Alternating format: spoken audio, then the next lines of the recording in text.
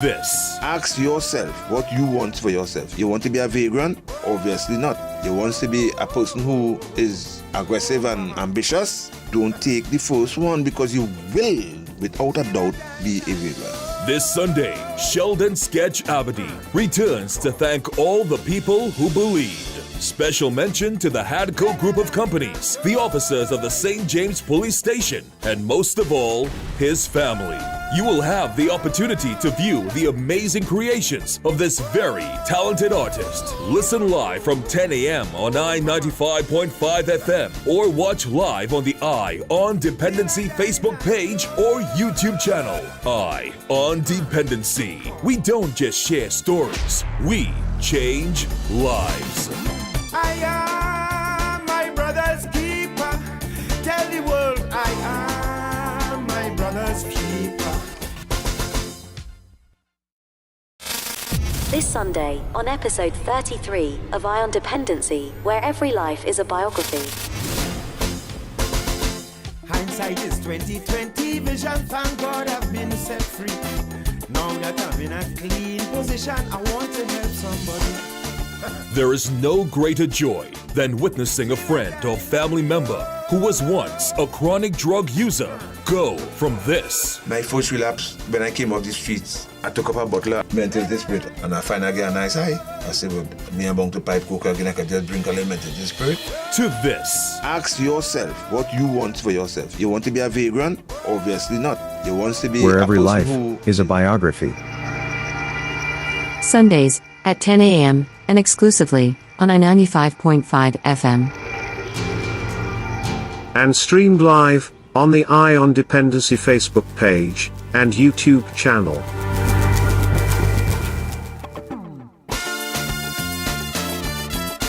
This song is dedicated to my mother and mothers all over the world who suffers at the hands of their crack-addicted sons and daughters.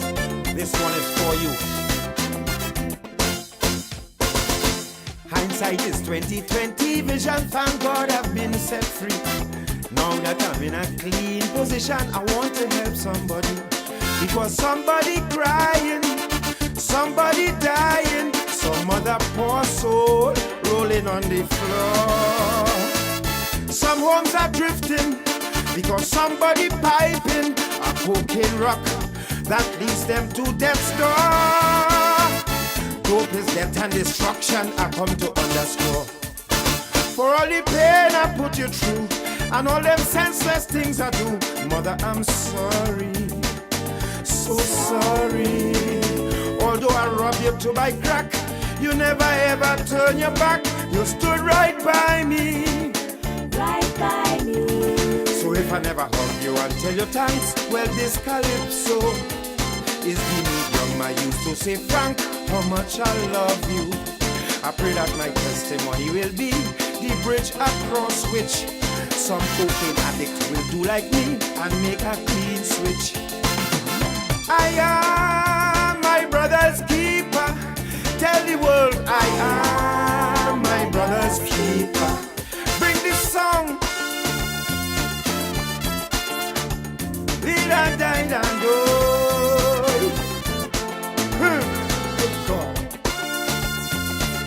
This one is dedicated to my brother Harold and his mother.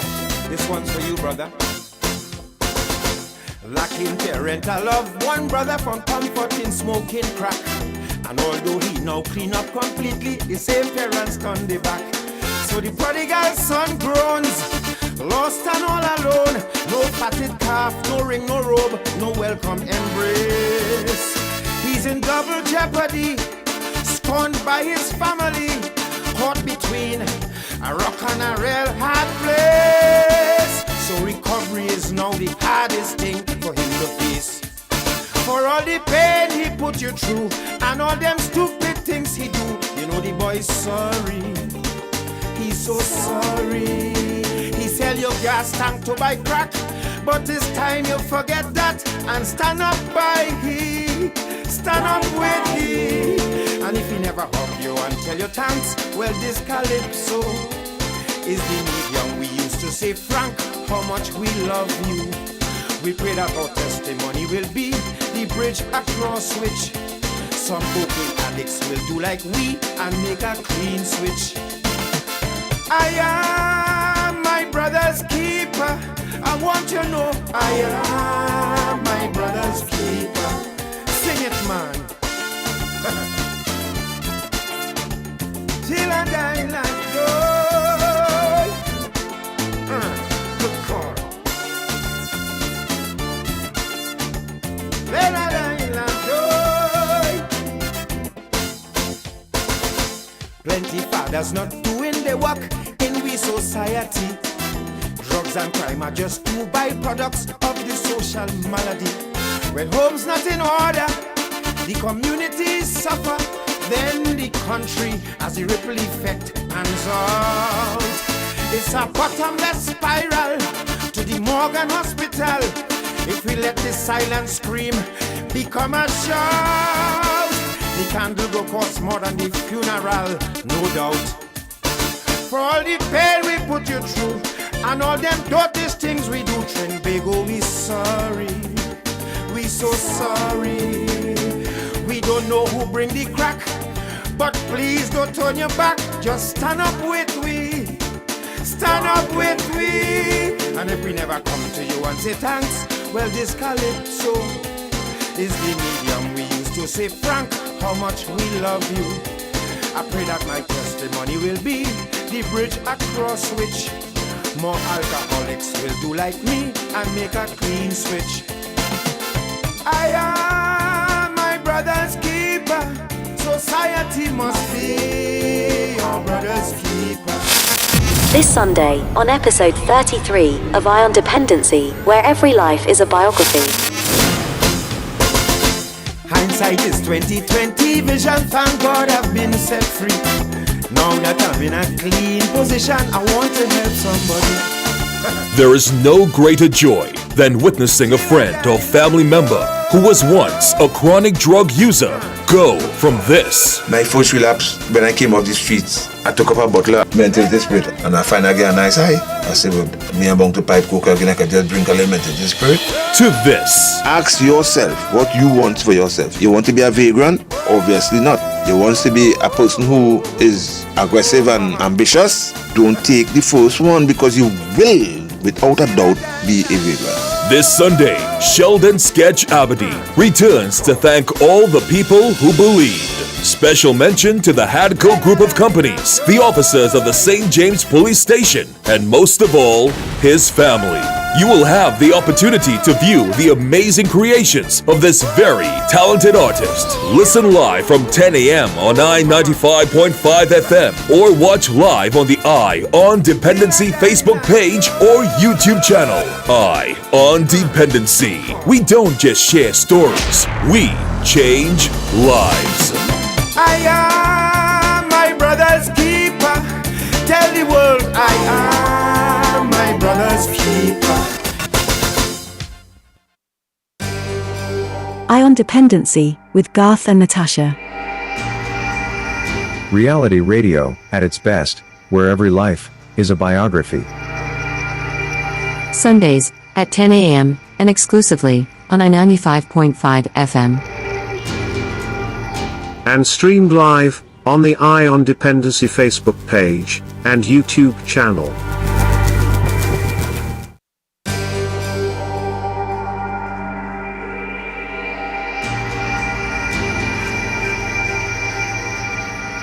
Good morning, Trinidad and Tobago, and welcome to Eye on Dependency right here on I-95.5 FM, live on the Eye on Dependency Facebook page and YouTube channel. Good morning, Natasha. Good morning, Trinidad and Tobago. Good morning, Garth.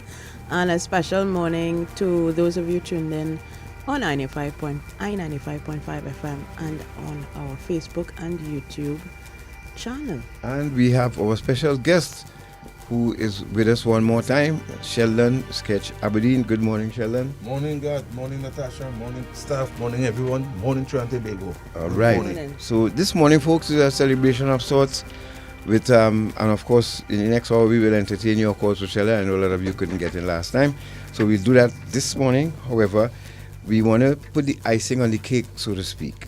And so we for you parents out there who are experiencing that addict in your home, that you just don't know what to do anymore, compared with that and the system that you have to face to get this addict off the street, it's really, we know it's trying. But for those of you who have not understood yet what we're in for and what we're experiencing, I just want to throw this in before we get going with Sheldon. We want to say congratulations to the Trinidad and Tobago Police Service once again.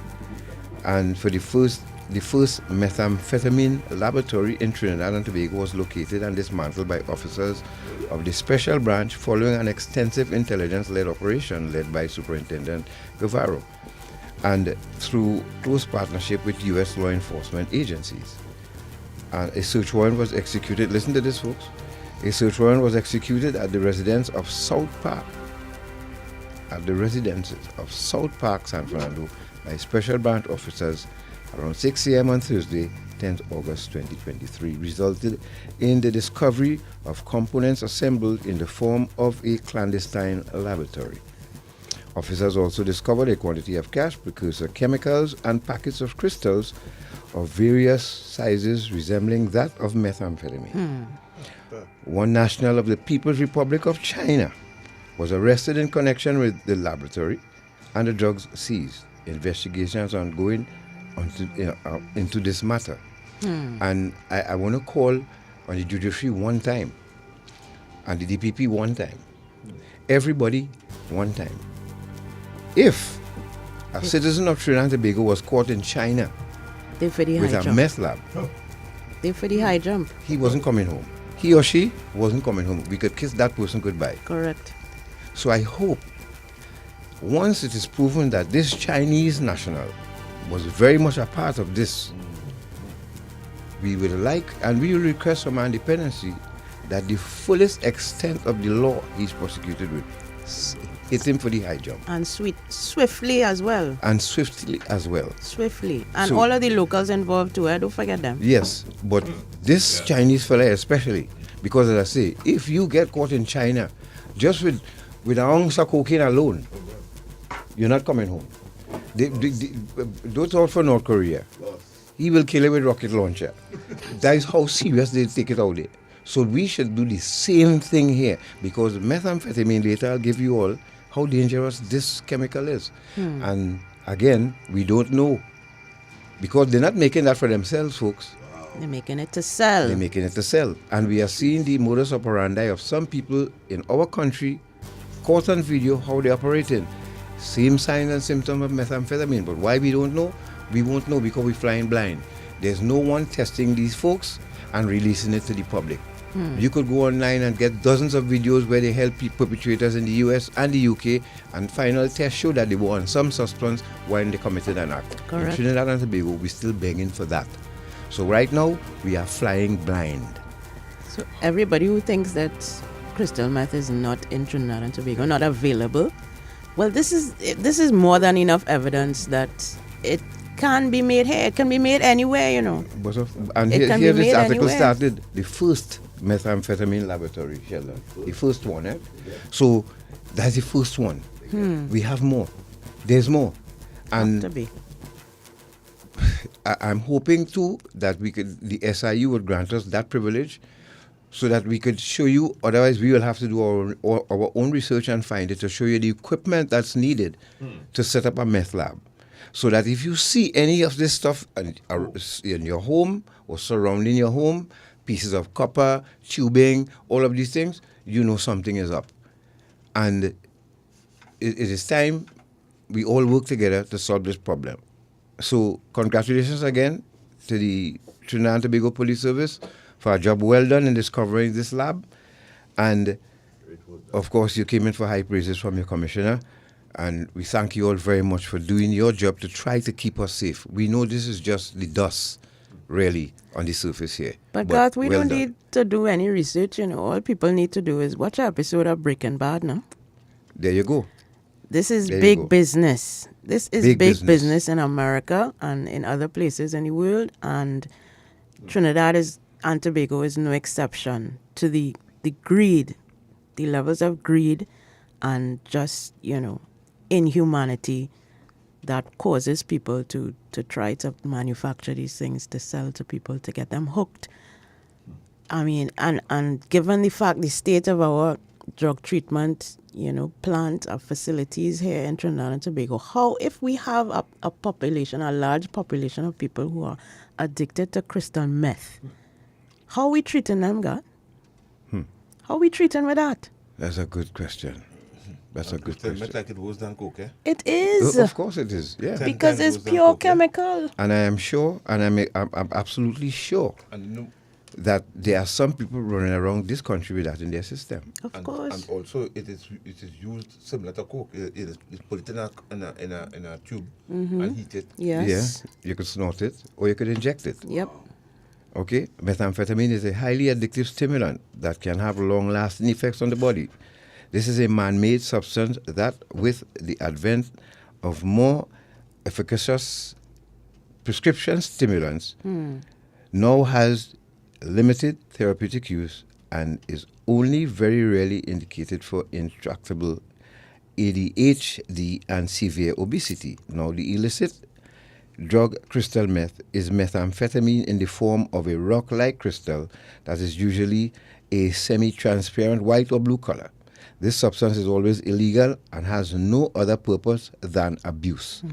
Crystal meth is mostly heated and then smoked in a glass pipe. Yeah.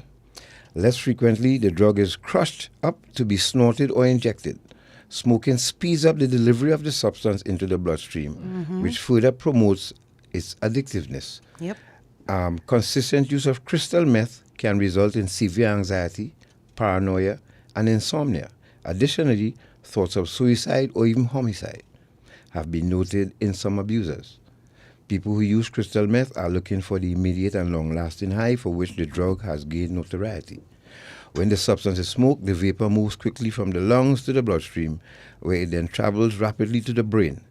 Since meth acts as a stimulant throughout the brain and body, there's an almost instant euphoria, followed by an increase in energy and alertness. Effects then can last for up to 12 hours.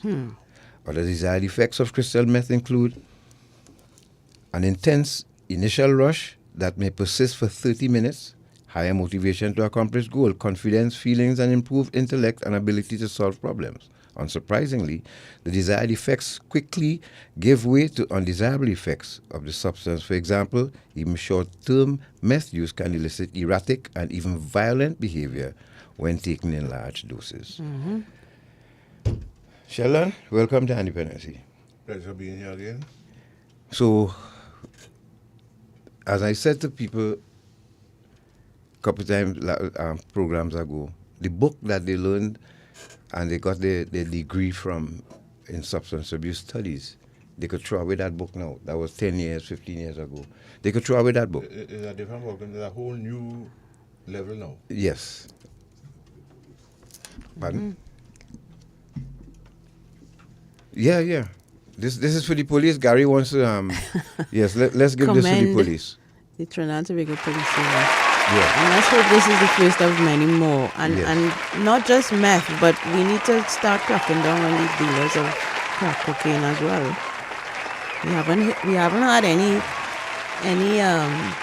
arrests, so to speak, of the people who are bringing in the cocaine. Trinidad and Tobago Police Service? Arrest them too, please. That's for you. Well done. Job well done. Yep. Sheldon, the crack cocaine, and you could attest to this, right? From where we came from the 80s to now, crack cocaine is a different style and a different effect. Anything you could remember about that? You know, I would say, it is have hints, it is have little things that we overlook. Like, from adolescence to full adult and thing. You see, it have a saying they used to say, curiosity kills the cat. Yes. And that is one of man's greatest downfall. And it's also our, best practice achieve things too, right? Because before we could get water distilled and before we could get medicine and all. It's curiosity. People try to figure out how to do this and how to do that. They go by the herbs, and, you know. But the curiosity aspect of drugs is, I wonder how does it make you feel. Let's see that question. Dismiss it immediately for me, please. If you know what is good for you. This is how we start. This is the first step, or the first thread you're treading on the staircase to hell. Right? Because you just have to observe. You're seeing people homeless. You're seeing people crazy. You're seeing the madhouse in a room to fit some of them. That's why they see some of them on the street. Mental institution, we call it here. Right. Yeah. Yes. The mental institution. Thank you. Yeah. Yes. Corrected. I stand corrected. No. I was curious. Okay? I was curious as to, I wonder why, because you're coming from school, you see on the bridge, you used to have them for lining on the bridge and they're passing this thing. They're passing this thing and the thing's smoking. While they're passing it, they're seeing the smoke coming off of the thing. That is marijuana, right? That is me as a little child back in the 60s and 70s, right? Mm-hmm. But I always tell myself, not me and that, nah. They call them smoking weed. Them have nothing to do all day. So they smoke. And I used myself saying these things as a little boy, I wouldn't do that. Right? But never say never, folks. Just be alert, Be alert and be self-preservated, No, preserve self. We talking, and folks, we're going to show you, to bring home this point, right? Now, and Sketch has a video, again, of his work. We promise to show you that, so we'll show you that in a while, before the break. But I want to compare, Sketch, when, first of all, I noticed that the cocaine that was sold to us back then, the crack cocaine, it had a creamish color to it. Yeah. Rich creamish color. Yeah. Now, it's pure white. Half-pick all they smoking. Tell us. Smoking half-pick. Half-pick with this clean toilet bowl with. And that's just one part of the fluorescent bulb. Crush up. Right. And you ain't getting no oil in your stem. So waste of time. Don't bother with that again. Explain to the oil in the stem scenario. Long time when you get the real cocaine and you have a little vial and you put this thing to your mouth and you pull. As you exhale and the stem comes out of your mouth, you see this thing gathering in the stem. It look like oil first and then it is dry hard. And you see when that dry hard, it is going inside the day after. You ain't bound to go and buy no more drugs. You could take a little piece of wire and just choke it inside this scrape it. And you see that scraping, you take a pull on that, you get 10 blast 10 times stronger than the first pull we take off it. You're not getting that residue again because the cocaine good. So why I must get hooked now, sell my fridge, sell my phone, TV, my wallet, my blender, my slippers, my belt. I have a little brand name I put on it, I have hung up in my cupboard where I buy the other day. I can't get the push on it. Right? Why I must sell everything?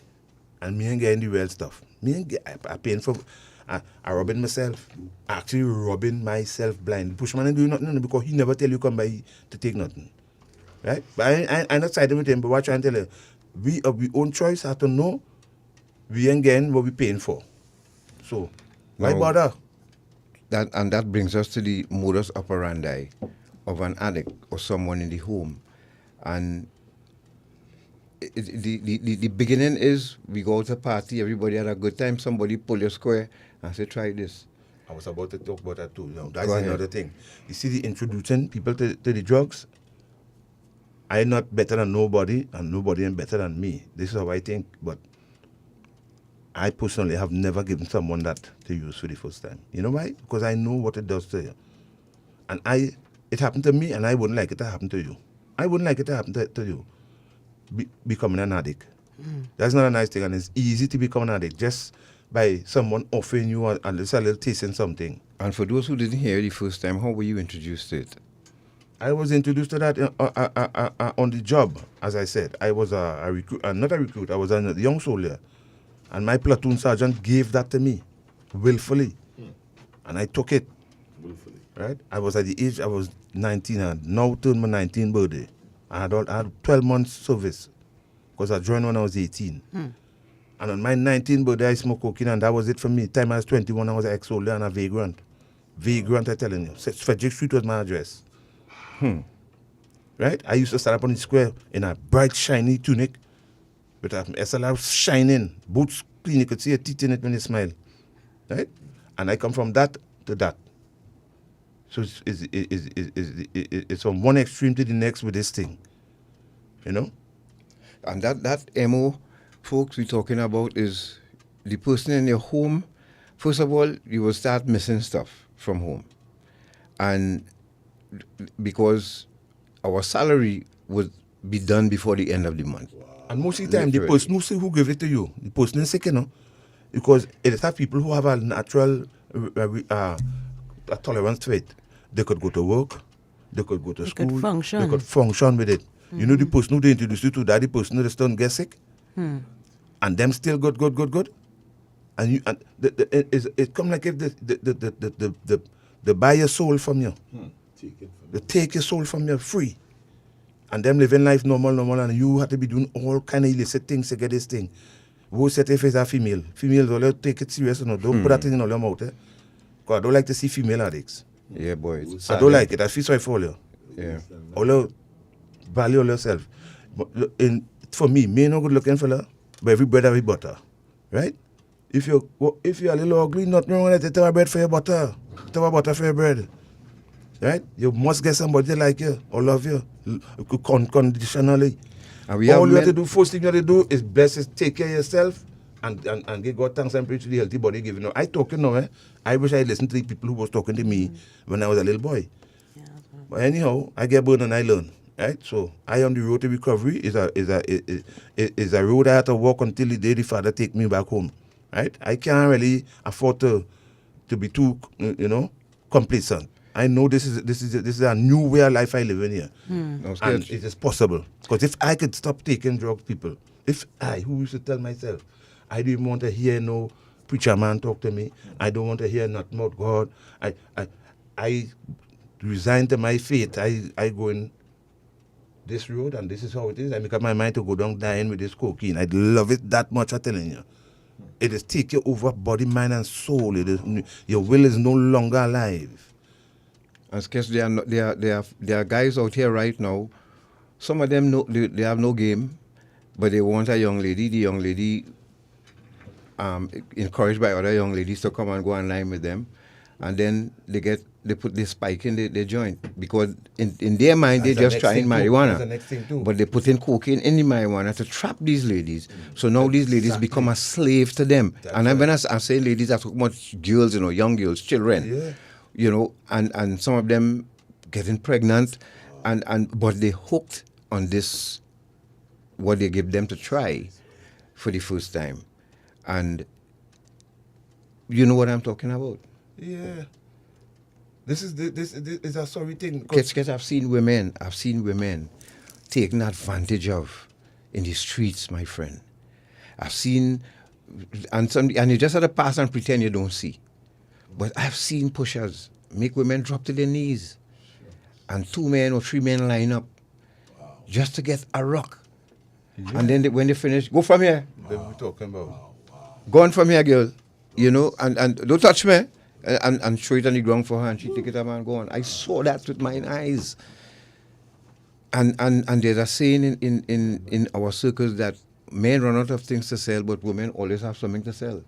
This is why they stay out there longer than men to fight it. It'll be nice. It'll be nice for the females. I feel sorry for them. To be honest with you, I don't want to sound if I in a shoe I better than somebody when I say I feel sorry for them, But I'm talking about the female boy. Yeah. The female on drugs is a sorry side to see. Sorry side. Because she have a sister, she have a brother, right? She might have a son already or a daughter, and the things that she have to do. Man don't do that, But it's men doing it too. Yes. It's a men addicts doing it. That's the next thing. I never had to do it. I never had to sell my body for drugs. Thank God for that. But what in reach you, in pass you, who knows? If I continue this, I might have to end up doing that too. So it's better I arrest this thing now before I end the day. Right? So me am better than nobody because with cocaine, Whatever you ain't do yet, just remember, it's yet. You ain't do it yet. There's always a line to be Long as crossed. you stay inside of that domain there, all we ain't do yet is we go do to get it. Right? So just believe I said. If you remember me from on the foreshore, you know the state of degradation I was in for 20 years. And you would know which part I come from is good family. My mother and father, my mother was a nurse, my father was a soldier. What better discipline growing up you think I could have get from them? The best. And I still went that way, went that road. So it goes to show the choice is really fully up to us as individuals to know what is to stay away from and don't even bother to venture there. I'm Don't glad you even bother to raised go close to that. that point, Sheldon, about the fact that you came from a stable, loving home. Yeah, this is it. And a lot of it'd be sorry to see good people has come from good homes and they live on the streets, you know. Yes, so and nobody is immune. Don't think that because people are from broken homes or have suffered some kind of abuse in their youth or their childhood that they are eventually gonna go down this path. No, it's an individual. And you know, while I was on the street, affliction. Sorry, while I was on the street, you know, when I studied at night when I was taking drugs, I said, imagine this thing now, boy. It just a quick and now reflect back on it and I said, when I was a little, I remember that time I smoking below a almond tree on the foreshore day. And I remember, but look at this now, boy. Imagine I was a little baby, a little toddler, drinking from my mother's breast, getting good breast milk. Because if you see my mother, she's like one of them Viking woman and them. I tell you, a real good veal, my mother. And my father, boy, country boy, I tell you, my father from the country, so you know the kind of stuff they make me out of, right? And I take that goodness, all my mother, good breast milk, right? Then now, I had to creep and then start a walk. And if I could have go fast forward in life to see which part I was going and go, to go back to that little baby and tell that baby find something else to do, you know, when he reach man, you know. Because to grow from that stage, you so long it take a human stake to get puberty. Yes. You so long with the stake, and then when we reach puberty, that is the time we prime for opportunities. That is the time where we have to make all that goodness there both something. We have to make a choice, make a decision, go to school, find yourself in a skill, learn something, right? Because you don't want to be last in line in life, you know. And right now I come like I trying to play catch up. Yeah. All my batch and them done living it nice. Everybody have it nice. Everybody done retire. I could be a sergeant major in the army if I stay there. Also I done retire. I have my house, my car, my bank account, my life insurance policy for when I go on my training and fix everything. I show you all of that. Right? So now I had to fight my way to the finish line now. And I still ask, Sheldon, let's touch on this here. If you're just joining us, you're listening to Dependency, and we are speaking with Sheldon Sketch Aberdeen. You're going to see a nice little reel of his work in a few minutes. But I just wanted to touch on this now. Signs and symptoms, signs of crack abuse. Now, we have to add all other class A drugs to this. LSD, ecstasy, crystal meth, all of these things now, because normally surround the same kind of behavior. The effects of crack cocaine are intense. While people are addicted to many drugs, may be good at hiding it, this is rarely the case with crack cocaine. Crack cocaine is very short-acting, meaning many addicts take breaks to smoke every 15 to 20 minutes. Understand this, folks? Because crack cocaine is not a high, it's a feeling that lasts for seconds. After you smoke that, the pipe finish or the rock finish, there's a crash. And you have to go all over again. That's right. Also, the mental obsession associated with crack cocaine can be so severe that many cannot hold a regular conversation due to the obsession over their next hit. People who are using crack cocaine usually exhibit overconfidence and hyperactivity. Other signs of crack abuse to look for include dilated pupils, aggressive behavior, restlessness, increased breathing rate, uncharacteristic irresponsibility, burned or cracked lips or fingers. Now, you see the uncharacteristic irresponsibility. Sometimes you have a worker who working good, he going good, everything nice, talented, and then all of a sudden he start to go absent. All of a sudden he start to come late. All of a sudden he start borrowing money from everybody, people calling the employer or people calling your mother and saying, your son called me last night and asked me for money borrow. Yeah. 12 o'clock in the night. Exactly. And when I tell him I check money morning, he say, no, I right outside your house. 12 o'clock. Right? And those are signs and symptoms. Your child always coming up with excuses for money, or your partner can't account for money, and their behavior they go through severe mood swings. Severe mood swings. Yes. One minute That's right. And you can make it. Well, listen, even in the home, right, where you have siblings, right. If we talk about the siblings aspect, where your teenage son or daughter growing up, right, and the custom doing if there used to be drawing, there used to be minding the birds, or whatever it is, they stop doing. Know something in the mortar than it is more in the right, because you know something wrong. Lock up in the room for lengthy time. By themselves, all of a sudden, all this time they want to stay by themselves. They're either outside in the yard. They might need to stay in the room again. They might stay outside. Right? They're outside in the yard. Natasha was telling us, remember you spoke about Vic? Yes, Vic. Vic ended up having regret. You know Vic?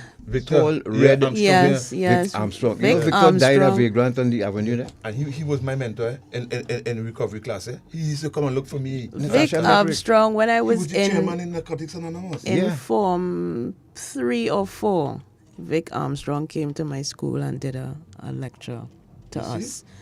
And I will never forget the story he told about his life and some of his experiences. And that, I keep telling God, that was the reason why I never touched cocaine, I never thought about using, because I'm saying, if this man, this big, strong, handsome man, could reach to that level, what is it going to do to me? Yeah. And that was, my teenage brain saying, nah, I real good.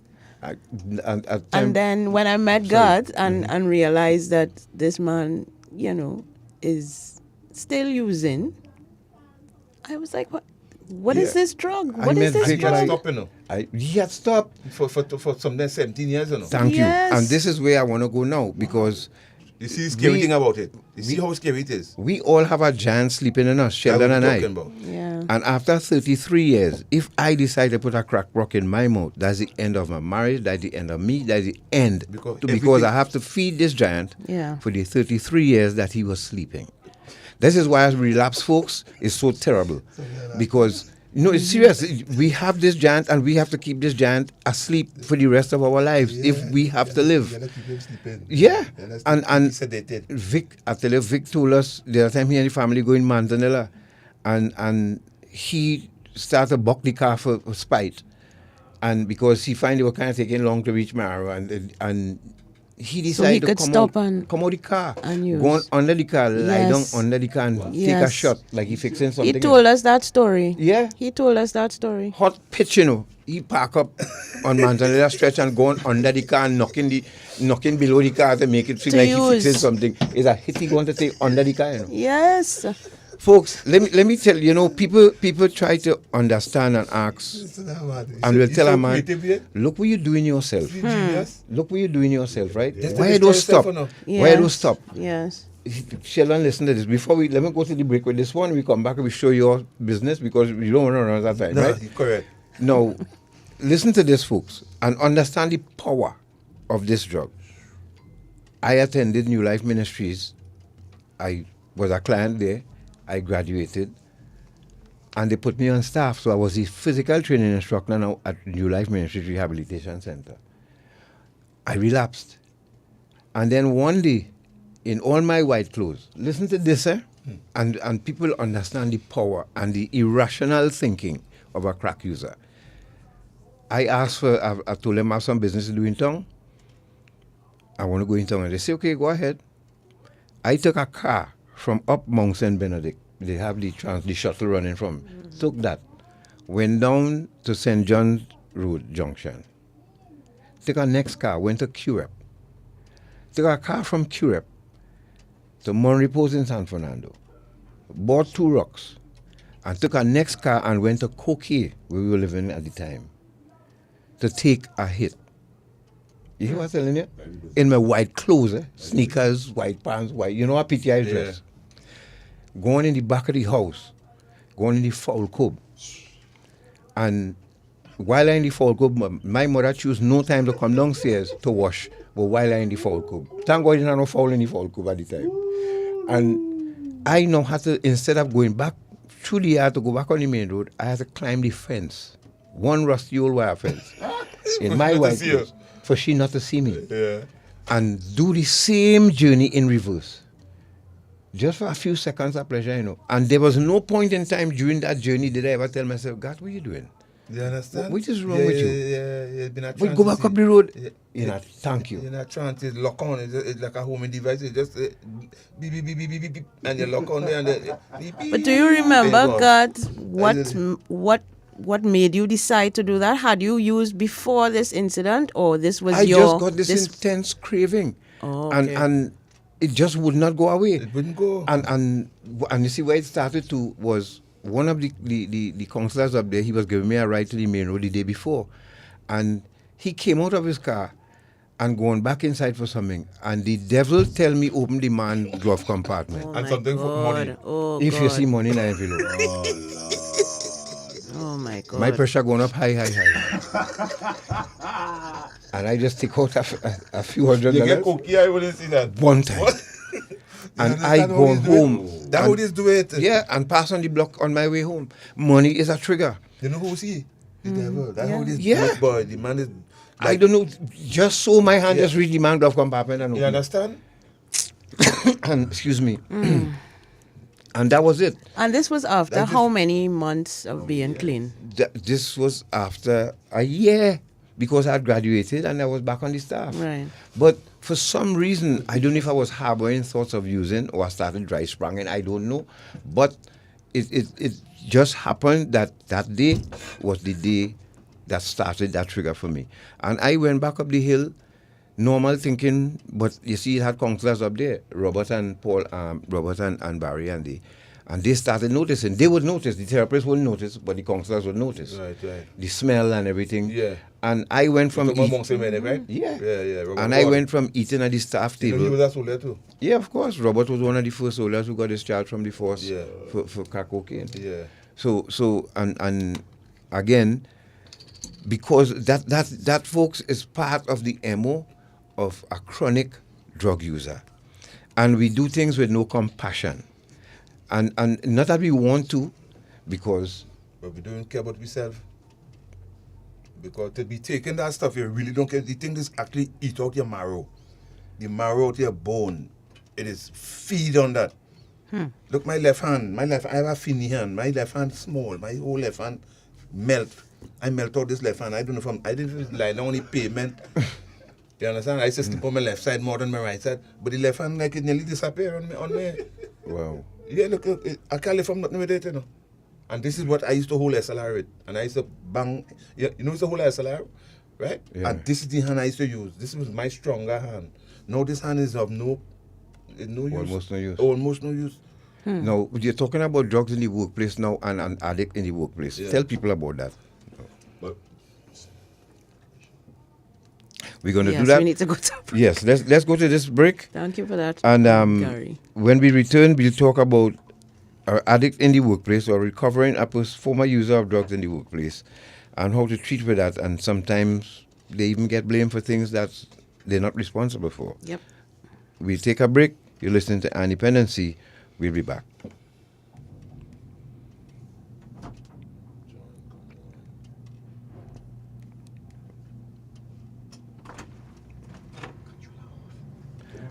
And you can join us as well. For those of you who are on YouTube, we want to implore you this morning to please, we intend to take this channel to another level, and that our viewers will benefit from. So we're asking that all of you who there this morning, please like, subscribe, click the button, even share. Yes. Please, so that we will, and we'll explain later on. On Facebook too. On Facebook too. But YouTube, we're going to take it to another level soon, and we want you to be part of that journey. All right? So we let's have go to a 90 break. people tuned in and only 11 likes. So come on, people, get up the likes and subscribe while you're at it. All right, we'll take a break. We'll be back.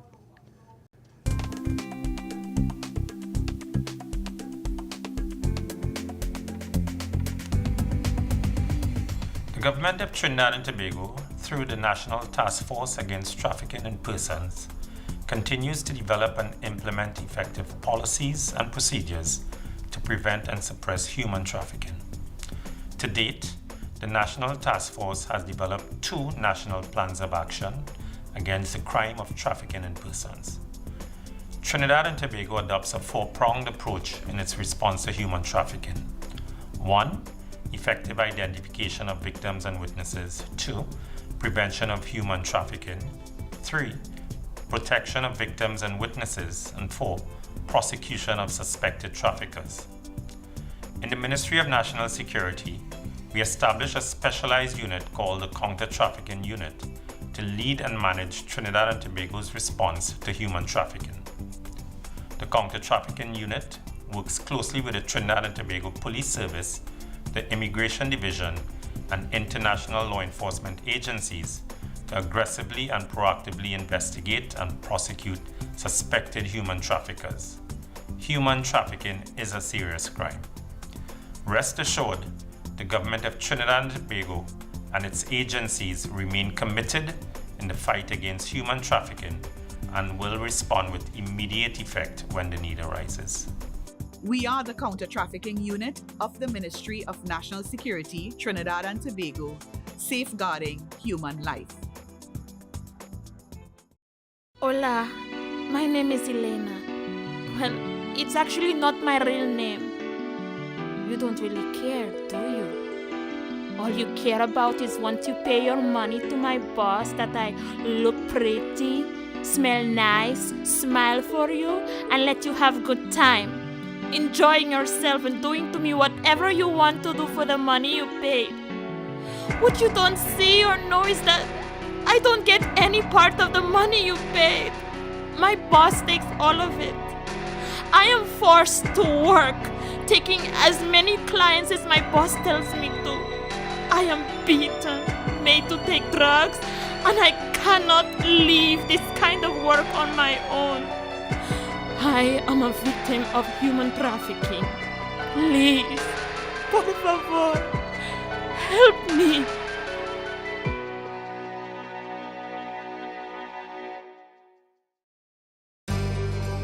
Ion Dependency with Garth and Natasha. Reality radio, at its best, where every life is a biography. Sundays, at 10 a.m., and exclusively, on 95.5 FM. And streamed live on the Ion Dependency Facebook page and YouTube channel.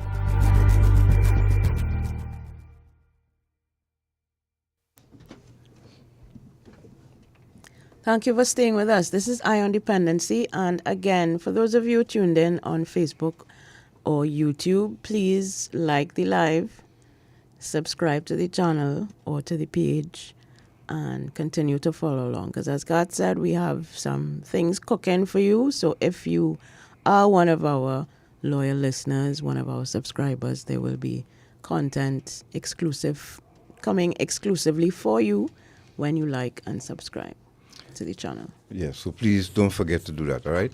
Now, we're going to talk about, you have a member of the family or a member of your staff came out of rehab and they're back on the job. Your experience, Sheldon, anything you want to share where that is concerned? Well, to me, I think, most of the times we bring things on ourselves because of our lifestyle, if you understand what I'm saying. Mm-hmm. Right?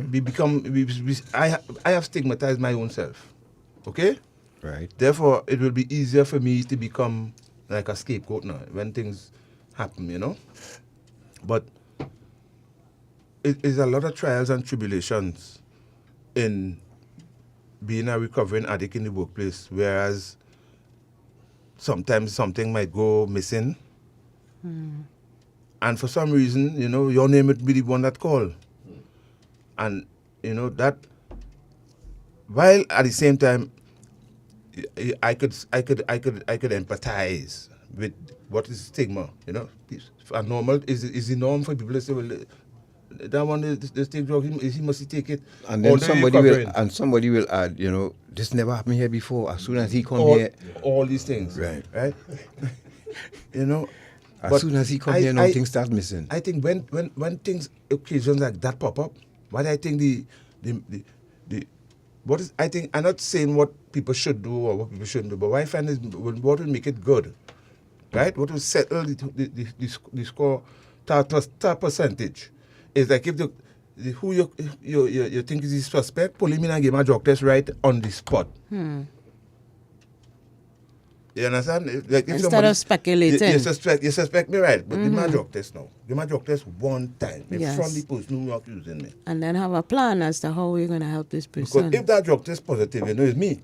Even if it ain't me. Correct. Right. Wow. Right. You understand? Yes. And if it's negative, well, what you are taking the money for? What are taking your money for? Because the only purpose a man would take money for when he's using drugs is to take drugs. Yes. Right? So because that stigma not nice when it comes down to that part there. And I know it might have other people might have experienced that too. Now, what about family now? How do we get family to trust us once again? There are some families who have not forgiven us. Let me tell you something. It's attraction rather than promotion. A change is what is required. An active change in their behavior. Now, if I have a problem and I see, well, I'm making an effort to do something about it. You see, if I don't have anybody looking after me, then nobody takes notice. But if I have people looking after me, I put in my trust in these people that they really do the job properly and look after me. Yeah. Right? Observe properly my behavior. Okay? Because I don't want to wash no wares, right? When I'm using drugs.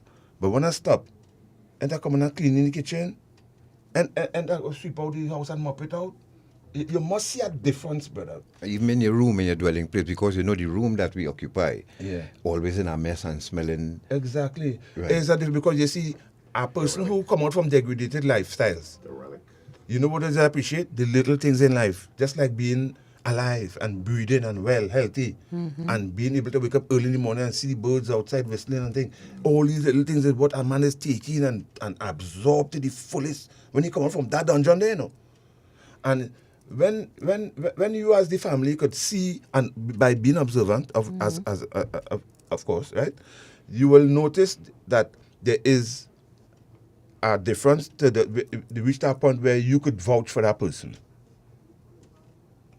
You with me? Yes. If you can't vouch for the person, well, then you're two-minded still. You're watching me cross-eye now. You're caught eye because you ain't that convinced yet. He's just putting on our show. You must know.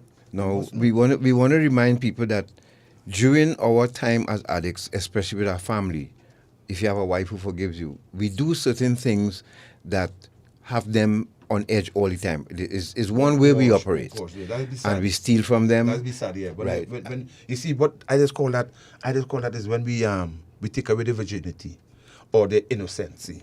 Because people will be so innocent in this life. The drug addict to show you the difference between innocence and guiltiness, Because when you deal with a drug addict, brother, right? The scheming and the conniving and the kind of thing the drug addict does come wrong here with. It sharpens your sense to know you could make out a schemer from far, from a mile. Yes. And while it was before that, you didn't have a clue. Right. Right. No, we leave the family scarred. It's a sense that we up late at night. Parents, I have seen burglar proof around a fridge already. Because, I'm telling you, I've seen it. I've seen a father burglar proof his fridge. Because his son was stealing everything. Burglar proof the gas tank. Burglar proof the gas tank. Yeah. And all, because these are some of the things that a gas tank easy to pick up and run with.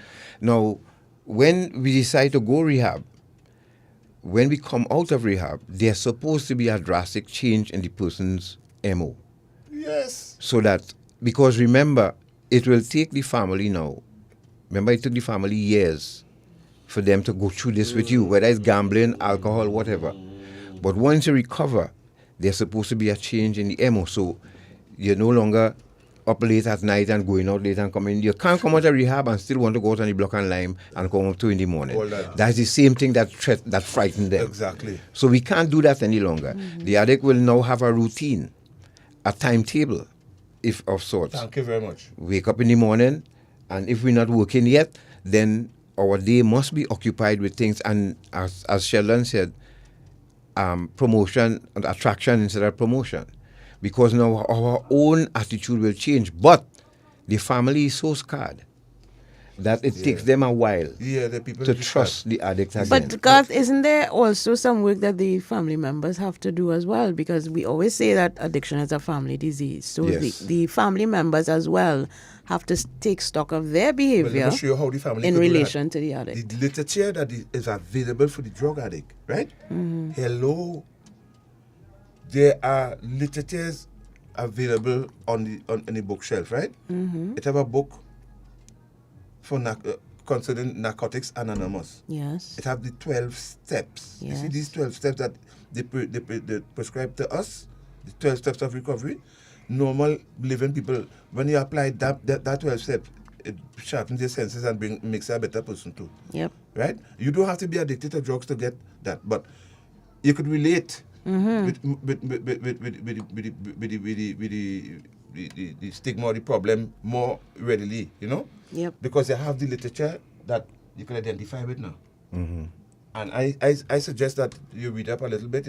There's a book called Just for Today. People, get yourself a copy of that book, Just for Today. And every day it is go by months, date, weeks, months, and year. No, not year, but date, weeks, and months, right? Because what you're saying is that on a daily basis, Just for Today, and you will see how that has helped you out. So what you're saying is that the practices and the routine, as Garth was mentioning, that persons in recovery have to go through, is useful as well for people who are not using drugs. Yes. Because there's a lot of people who may have other problems, not the problem may not be substance abuse, but they might have a bad attitude. They might have a quick temper. Right? You get in one of these books and wake up, that is shake you up and wake you up and make you come to your senses and smile and feel good. You feel ready to face a new day. And God is always telling me that, counseling sessions for persons who are not drug users is a useful thing, yeah? Yeah. It's a useful thing. It is, because the family needs to understand how, you see, the family now have to gradually, try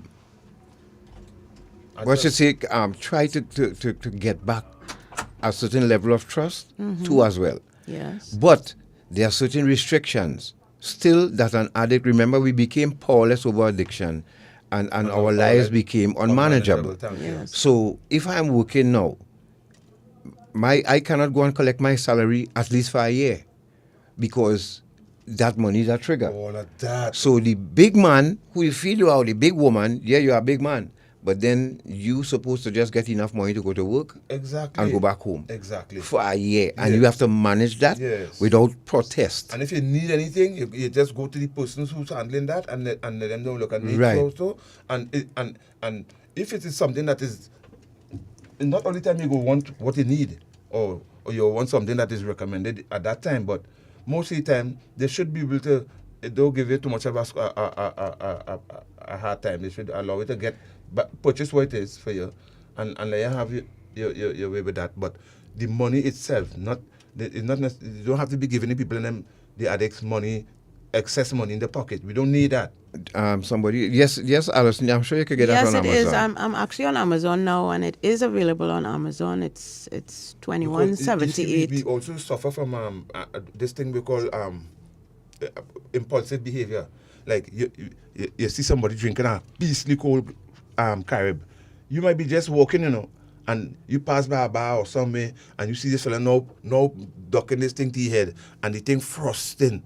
And you might have $100 in your pocket, or you might have a little extra cash. And just because you see that, you going somewhere else and go and buy one. But Sheldon, at the time I came home from working out, and the first thing I put on my TV, I saw a Carib ad. And the way that Carib looked pouring into that glass, I'm telling you, I was almost salivated because it's a trigger. It does a trigger. And all of these things, listen, it is so, okay, like when I got discharged from the rehab, because when I had to go back into the rehab, I couldn't control myself. And I wondered what my girlfriend doing outside there at the time and all this kind of thing. Yeah. And when the rehab center called my mother to come pick me up, my mother stood in that yard of that rehab facility and cried and begged them. But New Life Ministries don't play. Once they tell you to leave, you have to leave. And it takes a whole amount of nonsense for you to ask you to leave the rehab facility. We traveled back to San Fernando. My mother did not say a word. And from the time my mother walked into the house, I turned around and walked straight up to Monrepo, you know. We in Coquier. I walked from Coquier to Monrepo. She followed me. Someone reversing out of the yard bounced my mother down, you know. It's all that my mother went through for me, you know. And it was not an easy time. It bounced her down, the lady bounced her.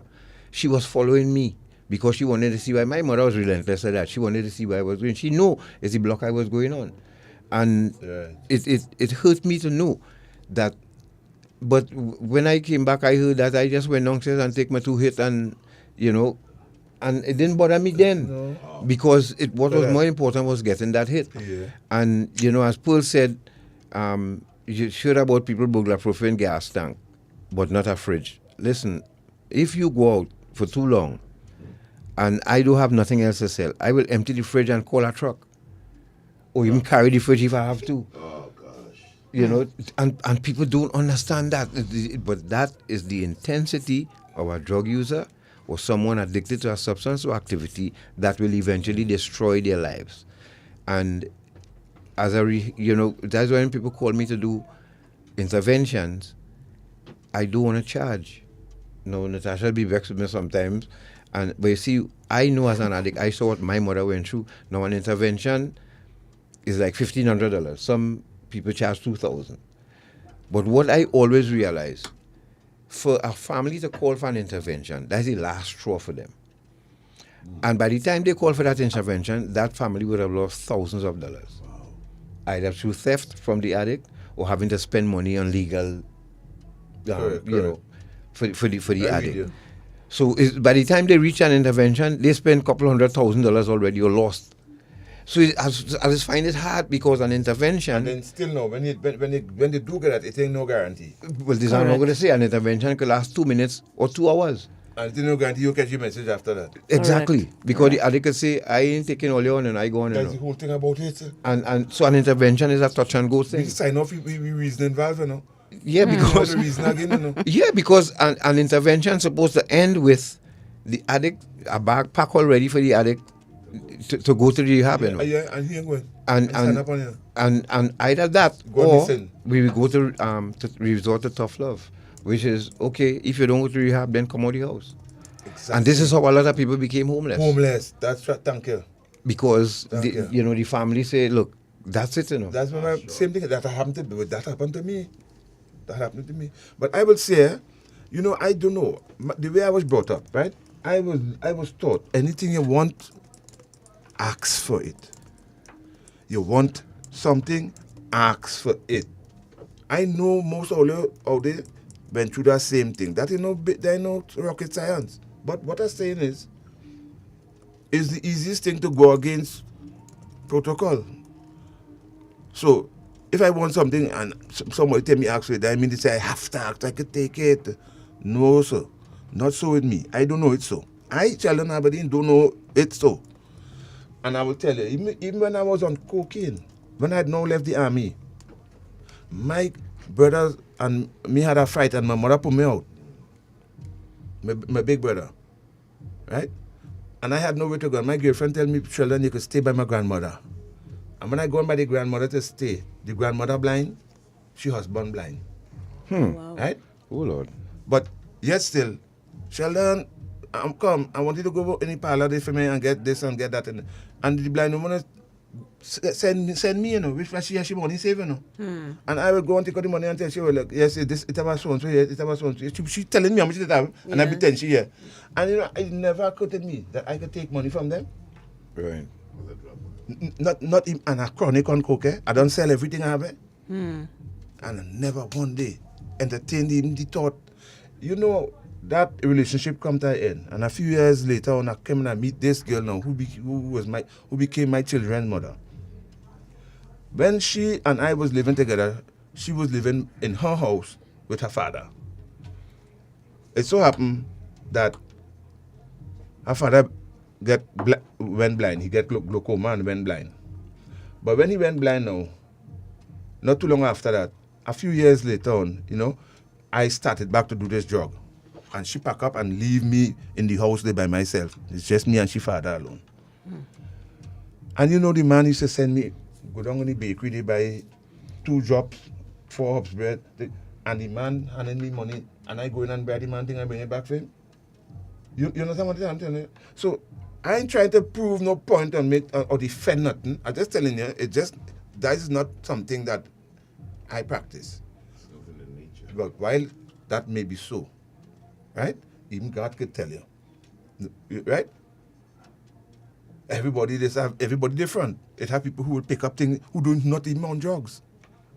That people just do it naturally, right? But this is something that is comedy. This is something that's comedy domain of drug addiction, And I thank God that I never had to worry about it up to this day, But it's not a nice thing. I never take from nobody, but I stole from my own self in the sense that I would work my butt off and get things that I wanted from just seeing it. As you see that, I want that, and how to get that. I would work and save my money, buy my thing and have my thing there for my convenience. And when I start to take this thing, I'm going to take my own thing and go and get a pusher money for next time nothing, Yeah. And a pusher will take a brand new drill and give you 2 rocks with it. Wow. If you get 2. You understand what I'm saying? Yeah.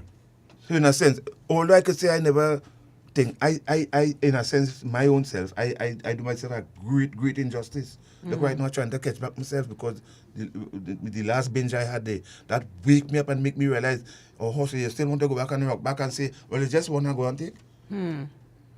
Because that's the mistake I used to make, I used to get in good and watch my boss, watch my colleagues and them and say, all right, everybody have confidence in me now, right, everything good. And nobody looking at me with no cut eye, right, I could rock back now and take a smoke. It didn't have that. No. You have to do just like the normal person. You get one day at a time, and it's one day at a time and staying away from that first one, because the first one is the one that is caused send you right back down in the hole. Crash bang. Right? And when you're down in the dungeon now, you're feeling like, boy, man, hey, that's an all-time low. Nobody don't want to experience it. If you're just joining us, you're listening to Dependency, and we are speaking with Sheldon Sketch Aberdeen. You're gonna see a reel of his work in a while, and then he's gonna give thanks to the people that he think that he should, would like to say thank you to as well. And we will take your calls in a while for Sheldon.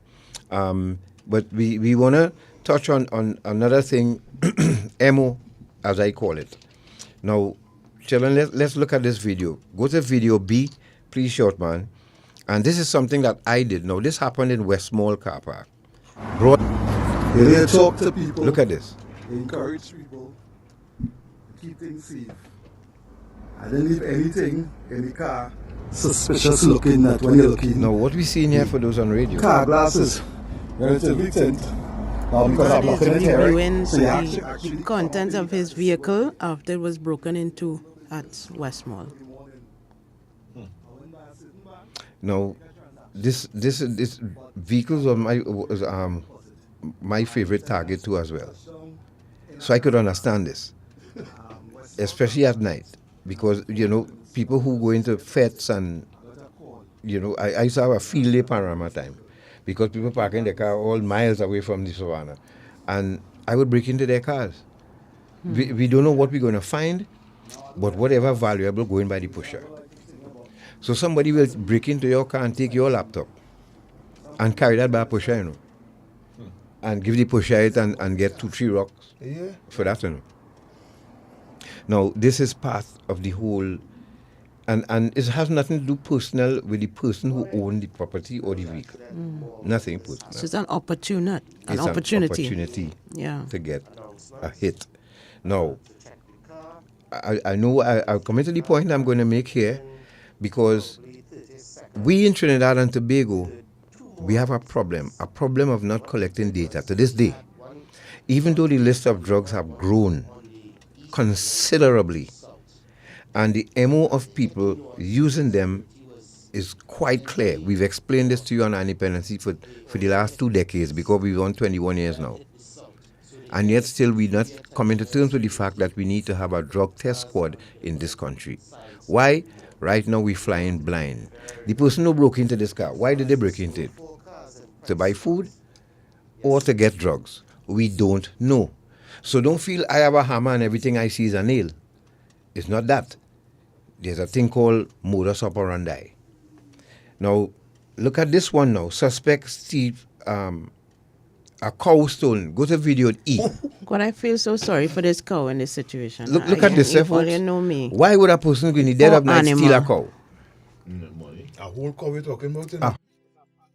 A calf. It was a calf. Look. No, sorry, that's video E. Cow stolen near police station. I'm short, man. That video. Look at this. They going with a whole calf. And look how they beating the thing. Oh, God. No. What was that stolen for? If these if these perpetrators are held, would we drug test them to see if they were, because we have to know if we have natural thieves among us or these people stealing for a reason. We don't know. I agree with that. Yeah, we flying blind. Yeah, I agree with that. I agree with that. Collect the data and release it to the public folks. You know what happened? I feel they find it, let me just say that. No, it's sad. They find it too expensive to do that, but in the long run, you get into the facts much easier. To the much bottom, quicker, to the right? bottom of the cause, Find the cause and effect. Cause and effect. The truth apparent as quickly as possible. Everybody not cockroaches. Right. There's a thing called cause and effect. Yep. And when you swallow a substance, sometimes it make you do these things. How many people in this country are committing crime on crystal meth, LSD, ecstasy, crack cocaine? Do we know? We don't know. We don't know. Now, Natasha and I do have the privilege of having to be part of an organization, state-run, that we can make this input. But it is needed so that we will know what we're fighting out there. We don't know. Right now, we just throw in shots and we don't know where they landed. Correct. It's as simple as that. So, folks. So all of the efforts being made to quote unquote solve crime. Yeah. It's not going to happen because we don't know the cause. We don't know We don't know what is driving people to commit these crimes. We're going to have in studio here the next couple of Sundays. Remember the name Natasha De Leon? Mm-hmm. She got a life sentence. As a matter of fact, she got the death. And she was committed to life. But everybody blamed her and focused on her. The effect. But you know what was the cause? Her mother. And her mother admitted that. Her mother became addicted to crack and left Natasha to take care of 2 children at the age of 15 years. What do you expected to happen when her mother did that? And the mother never run from it. She admitted that she caused her daughter to go down that road. The mother is clean now. We've interviewed here on Independency before. Some of you may have forgotten. But they'll be in studio and you will hear the issue of cause and effect. So, you understand what I'm saying about what you just saw, Sheldon? Yeah, and I agree with you. I agree with you a full 100%. Yeah, and that's for all levels of society too. Yeah. Workplace too. That's right. Because there are people who, in well-paid jobs, who hang with a higher level of peeps, I should say. Because if you work in a bank, you ain't lying with nobody from the beatum, right? You ain't going no pasa. You go in. You don't know that, God? Well, I mean, people from all walks of life get jobs in banks, huh? No. What I mean is, when you reach there, the linemen and the folks that you get the lime around, they have the cocaine, they have the line cocaine, because they go in party now in upscale areas. Yeah. I sat with a lady who was a host on CNC3 a morning, and she said she went to a club, one of those high-end clubs, and saw 2 young ladies in the bathroom snorting cocaine. She said that live on air while I was being interviewed. This is what I'm talking about, Natasha. I'm talking, Yeah, no, right. I get you. So, and they work in very strategic and sensitive areas in this country. Yes. And I said, in a perfect world. Exactly. we wouldn't have that. But we don't live in nobody's a perfect looking at world. these people. Nobody's looking at Nobody is giving them cut eye. Nobody is suspecting them. Nobody is curious about their activities and any night. And when they find them out, what happens? They get a slap on the wrist. Correct. Like the lady who was charged for fraud, $1 million. She got a slap on the wrist and time to pay it back. And I think she worked at, if it's at the finance ministry, she was working for a very important institution in Trinidad and Tobago. And she still have her job. She still has her job. She got a slap on the wrist. She didn't go to jail. The woman who they found with cocaine in Bayshore. Yes. On the table. Yes, She was sent to rehab. Well, you see, and you both of you would notice that rank has its privileges. Out here in Civil Street is the same thing. It's the same thing. Social class and other ranks has its privilege because the both of you were discharged from the military because of your drug use. Yet you also know of persons who are in the same boat as you and they were sent for treatment. They were sent for treatment, yeah. Right? Yeah. And you know, something I never spoke about in public because we love the military so much, Sheldon, that there are things that I could talk about that, you know, we still have that love for the military that we didn't want to expose that. No, we keep you the know. soldiers on, you know. But at the same time, you know. At the same time. Oh, Lord, boy. They could have done better by us. Yeah. Yeah, they could have. I say, boy, this life of substance abuse is a life where one needs some form of spirituality, and especially I am a person who used to say I don't want a Jehovah Witness come among me, right? I don't want no gospel preacher come among me, right? See, right now I all for that. You could be a word denominator wherever you have to tell me I'm listening, cause I realize that if I stay closer to the God of my and I stay close to my God, I will be preserved. I will live a better life. Because they really tell you, honor the child, honor your mother and your father till the days may be long. Your mother and your father is the word of God too. And I need that in order for me to survive this trial because this is no easy trade. This is no easy journey. Yeah, spiritual. That has to be covered. That spirituality has to be very important. I need to find myself in a church every Sunday, please God, and listen to the word of God. And understand that. Because that is start, give me a nice fresh start for Monday when I have to go to work until Friday. Right? And folks, all hearing from me, you know, as a old wretch myself, you know. But I is the one who's saying that I need God in me, and I recommending the same thing for you because He's working for me. And I'm glad to tell you, He is work, He is doing work, God is working. God is in you, Sheldon. It's in all of us. We just have to become friends with God and see how He works and how, you know, he lives up to it. Because if you're not on God's side, you're on the devil's side. It's as simple as that. If you're just joining us, you're listening to Dependency, Sheldon, we don't want to run out of time. So, let's take this break. And when we return... And come back with the video. Yes. Yes. Yes, come back with... You want to see some of Sheldon's work? Sheldon is a very talented person. And we know cocaine loves talented people. That's without a doubt. In every community, you could tell us about some talented person, whether it's a mechanic, sports person, you know, entertainer, who no longer with us because of crack cocaine. We celebrated Pan Week, I could tell you. Rudolph Charles and Clive Bradley were victims of that. Yeah. If you know, you know. Let's go to this break. And when we come back, we show you some of Sheldon Aberdeen's work. And then we will touch on more public service concerns. And then we take your calls. Let's try and do that quickly before we run out of time. We'll be back. Listen now, I has noticed something about them new people and them up the road. Where's that? Girl, the man that he passing up and down in front of here with a set of woman. I really noticed some woman living there, you know. And they can't even say as much as good morning. Well, listen now, I wonder if it's human trafficking. You think it's that? So, how can you spot and identify perpetrators and victims of trafficking? Many victims are found living and working together in the same place and sleep in shared and inappropriate spaces. Victims work excessively long hours. They often sleep in the daytime and work long nights.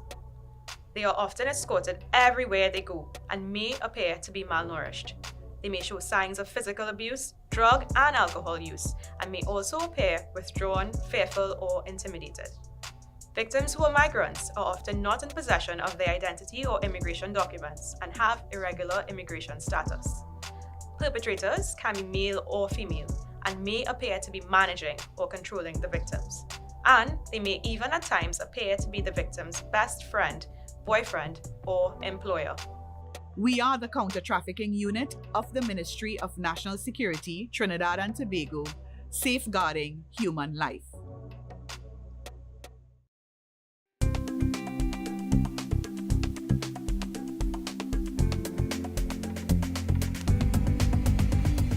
The Government of Trinidad and Tobago, through the National Task Force Against Trafficking in Persons, continues to develop and implement effective policies and procedures to prevent and suppress human trafficking. To date, the National Task Force has developed 2 national plans of action against the crime of trafficking in persons. Trinidad and Tobago adopts a 4-pronged approach in its response to human trafficking. 1. Effective identification of victims and witnesses. 2. Prevention of human trafficking. 3. Protection of victims and witnesses. And 4. Prosecution of suspected traffickers. In the Ministry of National Security, we established a specialized unit called the Counter-Trafficking Unit to lead and manage Trinidad and Tobago's response to human trafficking. The Counter-Trafficking Unit works closely with the Trinidad and Tobago Police Service, the Immigration Division, and international law enforcement agencies to aggressively and proactively investigate and prosecute suspected human traffickers. Human trafficking is a serious crime. Rest assured, the Government of Trinidad and Tobago and its agencies remain committed in the fight against human trafficking and will respond with immediate effect when the need arises. We are the counter-trafficking unit of the Ministry of National Security, Trinidad and Tobago, safeguarding human life. Eye on Dependency with Garth and Natasha. Reality radio, at its best, where every life is a biography. Sundays, at 10 a.m., and exclusively, on 95.5 FM. And streamed live on the Eye on Dependency Facebook page and YouTube channel.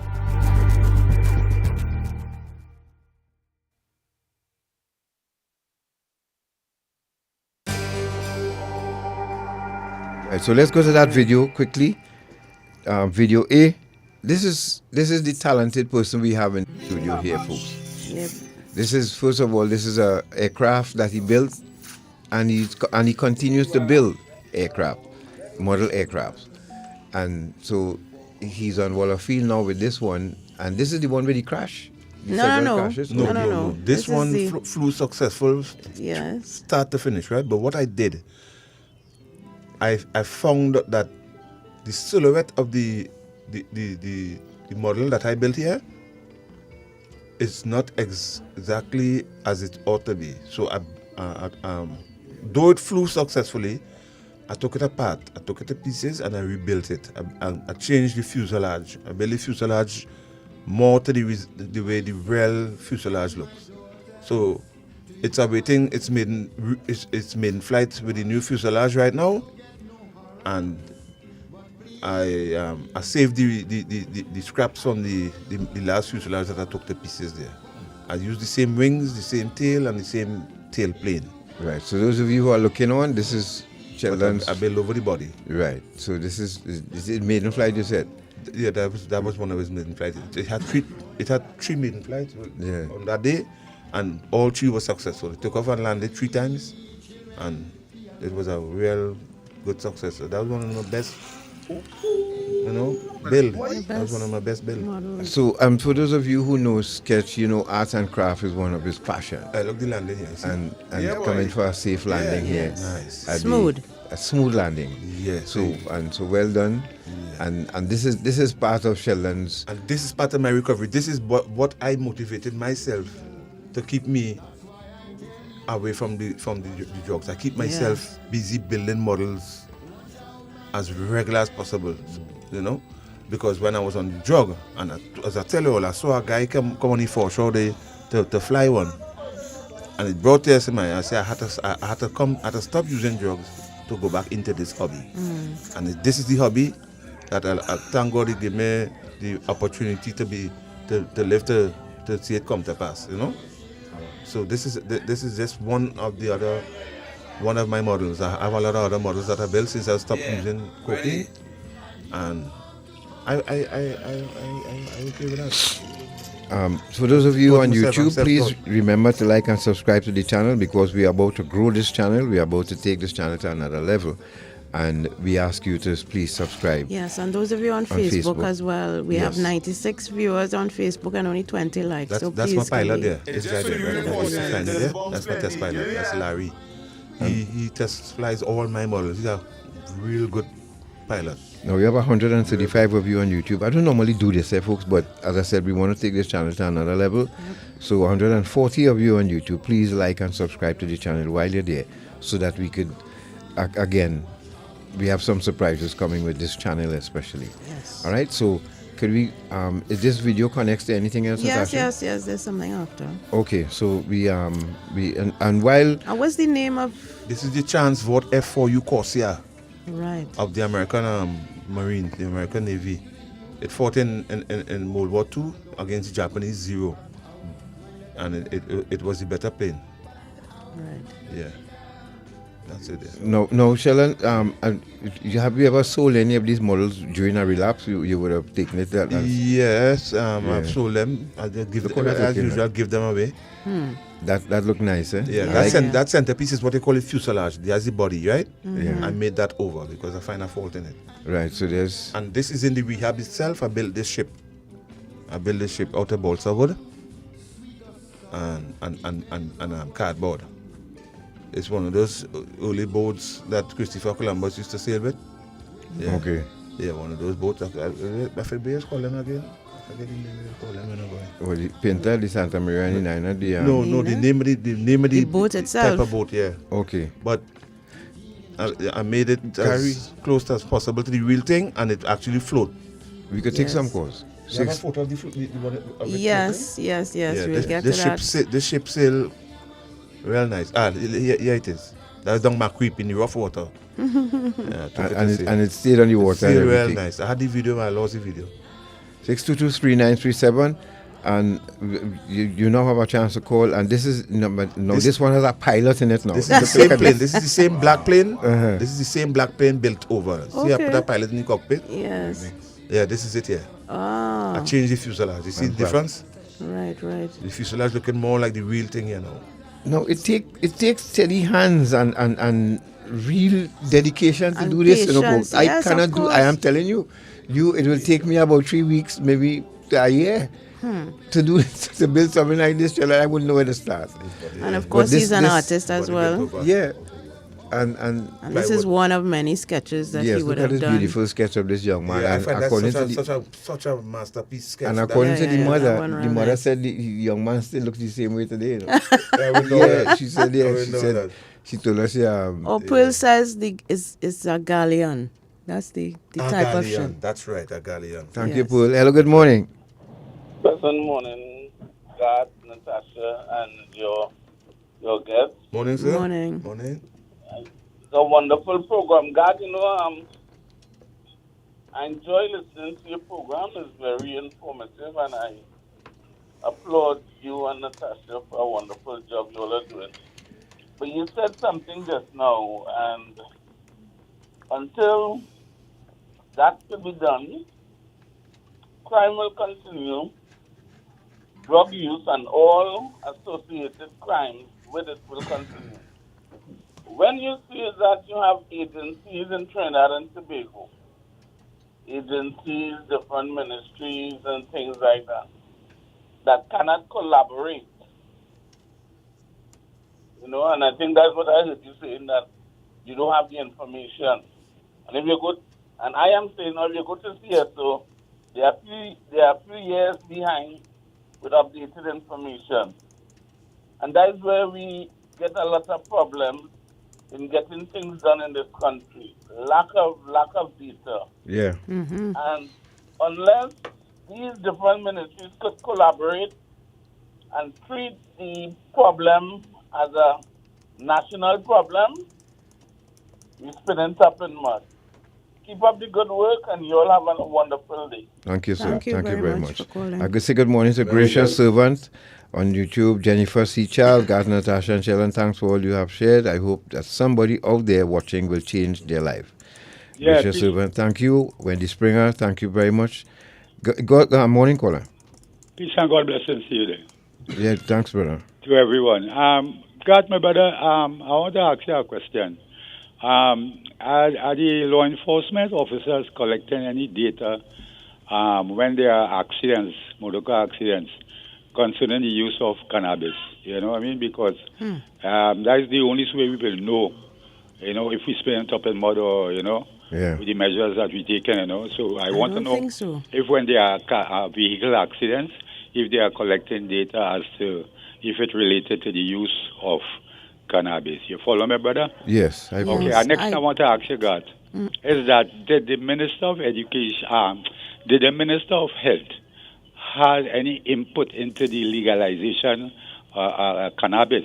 You know, because I have some data right now showing you that the use of cannabis, it dries up your system and it lessens your sperm count and it affects your eyes. You know, that is the reason why your eyes get red and things like that, you know. So I want to know that, you know, if this thing, you know, affect the health of the human being, you know, it's possible that I could have a second look at it because I've seen around me right now, people smoking all over in front of shops, in front of groceries nearby the church. You understand what I mean? And it's an overuse, an overkill. So I want, you know, I just tell people to recapacitate them and think about this thing, brother. Okay? Thanks a lot.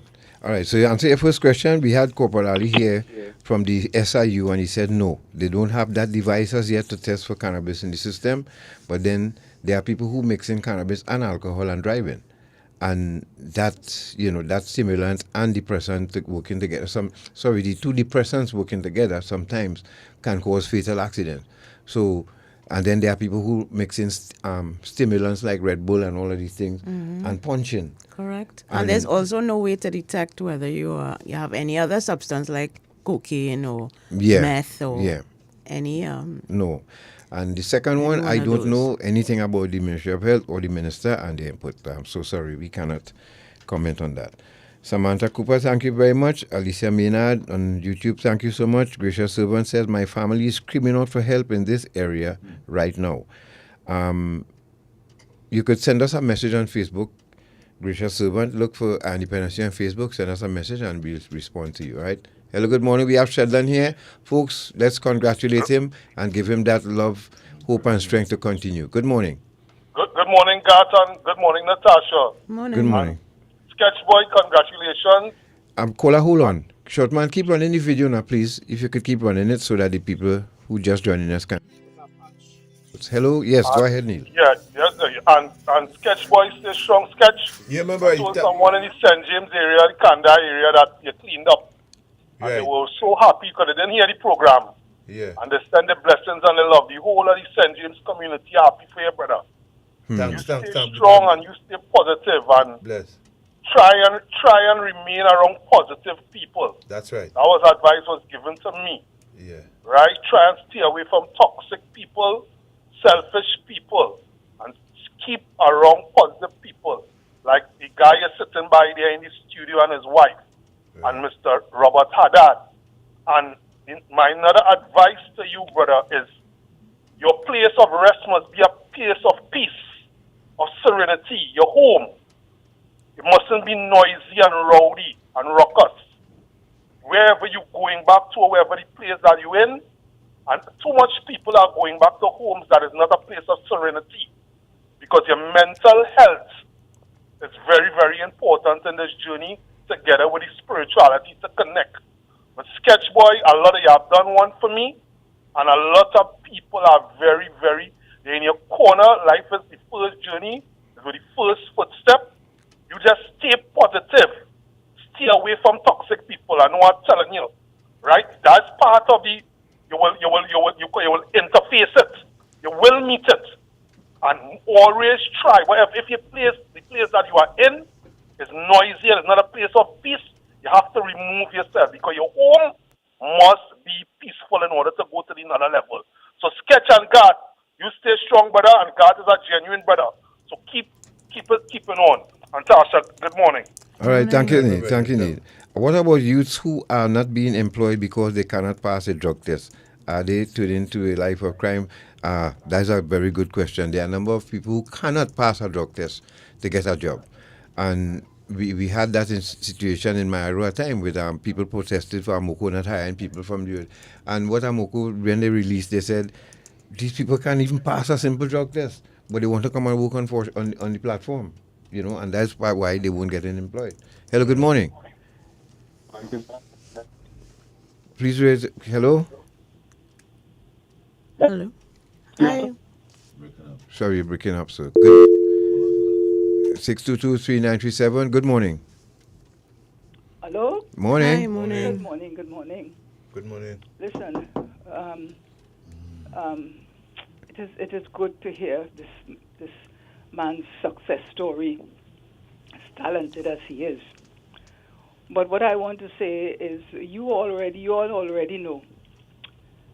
For one success story, we have thousands of who was not successful.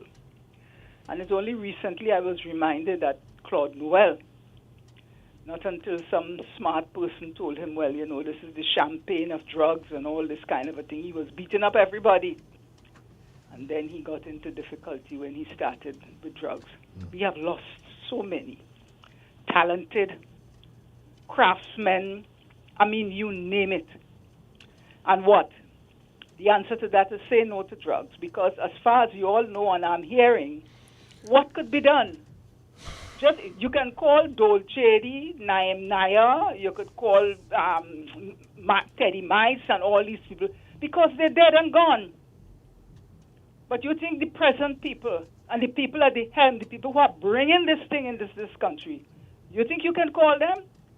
Just you all were talking about it, just he right here and then he just go across the road. You can't even say who is across the road or what road it is. You can't. So who is really protected? I tell you, this is a scourge that is on the earth. And apparently, like, we have to live with it. You can't touch the untouchables. Correct. Listen, young man, you forge on and continue. And I hope there are many more success stories.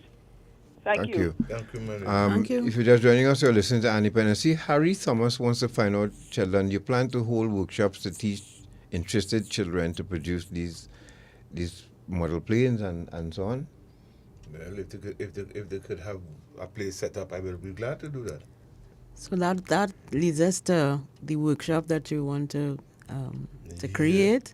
Yes, workshop / studio. That would be very much in line with what is not a problem for me. Hello, good morning. Hello, good morning. 622-3937. Hello, good morning. Hello. Hello, good morning. Morning, Garth, Natasha. Morning. Sheldon. Morning. Sheldon, I must congratulate you on your road to recovery, and I wish you all the best in whatever venture you decide to go into. And those planes, you should try and market them. You know, they look so well that they could be placed on the market. Yes. Garth, I listened to you in the beginning when you started. It was so frightening hearing what you said, where you said a lab was found down in, well, I must say to the TTPS and Rick Kilimo, I give you all the praise this morning for locating this, and don't feel that is the only one. They got that, I think is Alexander like to say, somebody will get a police report and they will show they have no record because they might have been committing crime but just was never caught. Yeah. Right? So that police good certificate or character, listen, anyway. But I hope they can locate more and dismantle them because that what was discovered is frightening. people with, I just told a friend to tune in. Once you have teenagers and grandchildren who might be at that age, you should have been listening to this program because, wow. And, this is the thing, The people who, I heard you said the American government was involved in, like, getting, or I don't know if they work with the TTPS in finding this lab, but I am saying when big people, because I heard you call it South Park, you said Garth? Yes. Right. Now, that person, as Sparrow Calypso said, they are the ones you will call good citizens. Good citizens. Yeah. Nobody will believe, nah, man, good citizens. And they're the ones destroying this country, bringing these things, guns, drugs, and we can't seem to get rid of it. Right? So they need to focus on the good citizens. I hope to God that they will, you said, the owner of, or whoever in South Park and a Chinese national. Chinese national, yeah. Right, and as you said, you do that in China, you're not coming home. Thank you. So I hope and you know how our cases like to drag on 5 and 10 years? I hope they get swift trial and deal with this. Because, as Explainer sang, we just can't go on this way. Thank You'll you, have my a dear. blessed Thank you. morning and Thank reach you. home safe. Thank you very much. And Thank for those you. of you just joining us, what Ms. Diomadi was talking about was the TTPS, in collaboration with U.S. agencies, they busted a meth lab yesterday, on Thursday. And we want to, once again, congratulate them for putting in the time to do the investigation, to find that lab and, destroy it. We thank you so much, TTPS. Hello, good morning. Good morning. Yeah, morning. Morning. Yeah, boy, God, well, first I want to thank God, the God of my understanding, and George Maximin can be, boy, that recovered drunkard. From Belmont, we start reboot house, When Tambi passed and picked me up in Woodford Square and carried me reboot house, I ended up the security guard by the door when Vincent came in with 2 different color slippers on his foot, I just tell you. Yeah. So I got foundation member. But I had my relapse and I used to be down in St. James in the alley there. Mm-hmm. Now, it had this fella, we used to be drawing, sketch, and all them kind of. He used my back on diverse occasions. He used to tell me, short man, stand up there. And he goes, just pull a piece of paper and draw somebody fast in about 1.5 minutes. For $20. Daisy man, we talking today? Daisy man, we talking to. Yes. Oh, brother, I'm so here, right? Well, I was not wrong for a little while, but I'm glad to hear you, Why you talking about it? I some years ago, Yeah, I about 63 now, Right, So I just want to thank God for you, boy. I hear this artist, yeah, boy, we make it, boy, we make it. Yeah, God is good. All the time. Journey always start with the first step, and slippery people, places, and things. That now we friend. Yeah. And the drugs that is not prescribed by doctors, that belong to we. Exactly. And we just have to hold the faith. You know what I mean? Yes. Yeah, I'm glad to know it's you, boy. Yeah. We used to be up and down before, sure, they all in the alley. Look, even Natasha, Dillian, mother, and all in them days, we used to be pulling in the alley. Exactly. Wow. And that the days Reboat House was Reboat House. Reboat House used to come and pick me up and carry me inside, Yeah, boy, there's a country dog. There's a country dog and pick me up and if you want to go, we could get like They run down in the alley. Yeah. As you relapse in sentence or carnage or anyway, straight in the alley they come in. Had to be inside by the Indian Rasta man. I ain't gonna call it. All right, partner. Thank you very much. Right, we Yeah, gotta run. God. Okay. Shortman, go to the video see in the meantime because it's a public concern we want to raise. And for those of you just joining us, the first methamphetamine laboratory in Trinidad and Tobago was located and dismantled by officers of the Special Branch following an extreme intelligence-led operation spearheaded by Superintendent Guevara and through close partnership with U.S. law enforcement agencies. So I guess the DEA and all would have been involved. And a search warrant was executed at the residences in South Park, in South Park, San Fernando by Special Branch officers around 6 a.m. to Tuesday, 6 a.m. on Tuesday, 10th August and 2023, and resulted in assembled components in the form of clandestine laboratory. Hello, good morning. Good morning, God. Natasha. Morning. All Morning. protocols that observed. Kathy, morning. Mr. Ali, is Ali, Sheldon. Aberdeen. Right, and Mr. Aberdeen, and is the police there with you? What's his name? Mr. Ali? No, he's not. Not today. Well, I just want to say wonderful program, as usual. And I think that, Natasha, you all deserve one award again, you know. You deserve many. And to Mr. Aberdeen, just keep on your good side and keep doing what you're doing. You are so correct. They really go try to corrupt very talented, very intelligent people. You're so right about that. Blessings to all of you. Thanks, Kathy. Hey, hold on now. What's that? My husband wants to know when you're bringing Maxwell.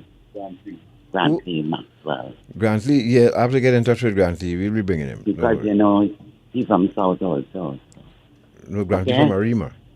From Arima, he said Yes. right. Arima, right. Arima. Okay then. All right, thanks. Sheldon, we will start with the St. James Police first, right? Remember, we had to give thanks to people who have supported you. But look at this video here. It's a set of drunk people it had here and drug takers, you know. Put up the volume on here. Shortman, let's listen to this a bit before we go back to the calls. Tire tracks with the ground mash up. Look. Front of the stage. Watch the pavilion there again. Watch. All these large clamps and whatnot. Finding 6-inch screws and nails. Sticking out the ground. Look. Tire tracks. Green grassy area. Nice part of the track. Watch. Tire tracks. Leaving our ground destroyed. What are we going to do?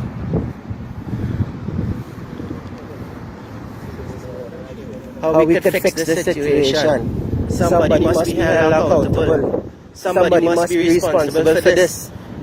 Can't just be making money after the fat and bust it and then what? We left in shambles and then still responsible for producing outstanding athletes.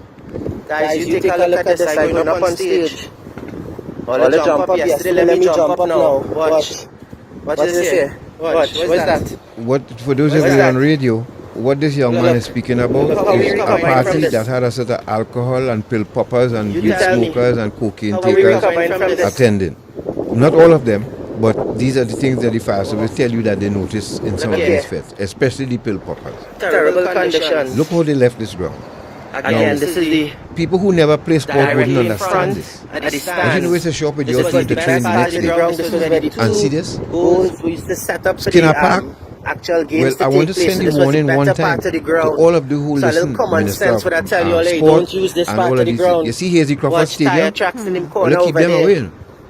And if From they what I insist they understood, want to the use it, toilets there's a overflow. protective cover for And in the this ground. area over here, it had all Make the them toilets. put it on the ground, And toilets otherwise they're overflow. not getting it to use. It had toilets because over on all that of them will side too, turn up same this way. thing. They had All. to pump it. And what was the So name where of the did all party, that- Gary? Naked Naked in waste Foam. go. Look. So how would you, Look, yeah, I but jumping how up do on you, how stage does the front San and center Fernando here. City Corporation allow a Watch. fete of this Just take a magnitude minute to and be check held this out. on a ground, on a field Terrible, guys. that has Terrible, been recently terrible. refurbished?